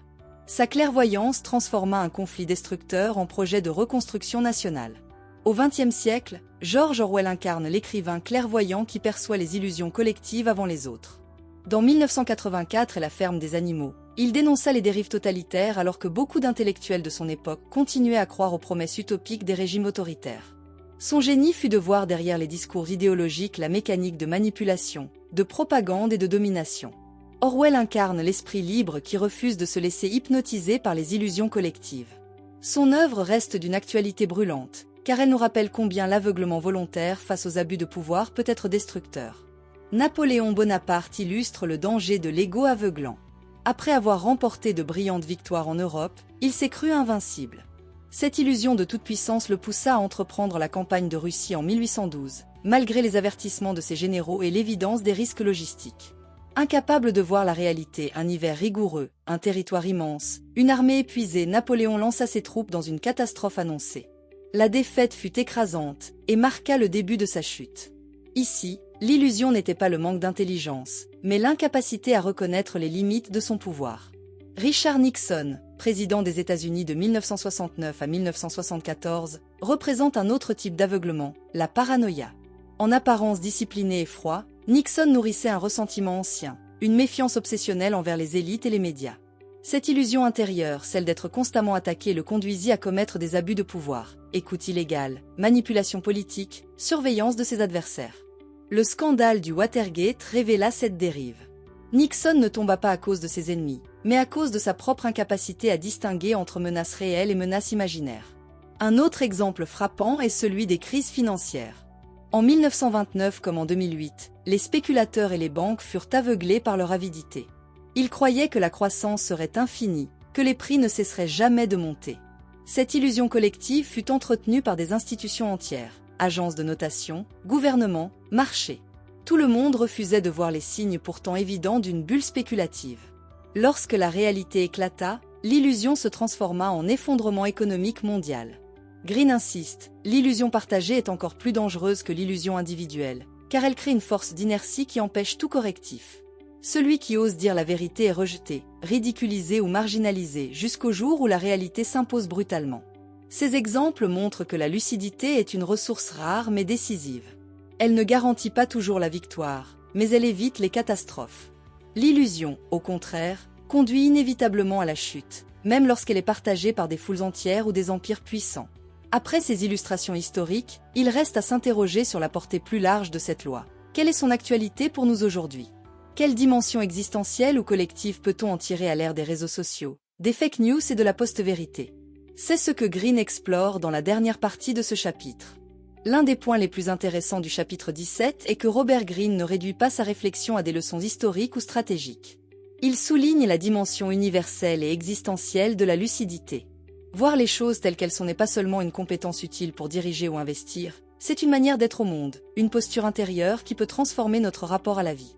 À titre individuel, Greene insiste sur l'idée que grandir, c'est apprendre à voir sans filtre. L'enfant vit d'illusions et de désirs immédiats. L'adulte mûr accepte que le monde soit complexe, parfois cruel, mais qu'il ne sert à rien de le maquiller. La lucidité, au sens existentiel, signifie accueillir le réel tel qu'il se présente avec ses beautés et ses horreurs. Cela ne veut pas dire sombrer dans le cynisme, mais au contraire développer une force intérieure. Celui qui accepte les épreuves de l'existence sans se bercer d'illusions développe une résilience profonde. Green rejoint ici des traditions philosophiques comme le stoïcisme, qui prônait l'acceptation du réel, ou le bouddhisme, qui invite à voir la vie sans attachement ni aveuglement. Dans les deux cas, l'objectif est le même, la liberté intérieure par la vérité. À l'échelle collective, la réflexion de Green prend une résonance particulière à l'ère numérique. Nous vivons dans un monde saturé de récits biaisés, fake news, propagande politique, bulles médiatiques, manipulation publicitaire. L'illusion n'a jamais été aussi accessible, aussi séduisante, aussi virale. Les réseaux sociaux favorisent le court-termisme et l'émotion immédiate. Chaque jour, des millions d'individus réagissent à chaud à des images ou des slogans, sans recul ni vérification. Ce mécanisme amplifie les erreurs de jugement et alimente les divisions. Dans ce contexte, la loi de Green devient un appel à la vigilance critique. Voir les choses telles qu'elles sont suppose de développer des outils intellectuels pour vérifier les sources, confronter les opinions, relativiser les discours séduisants.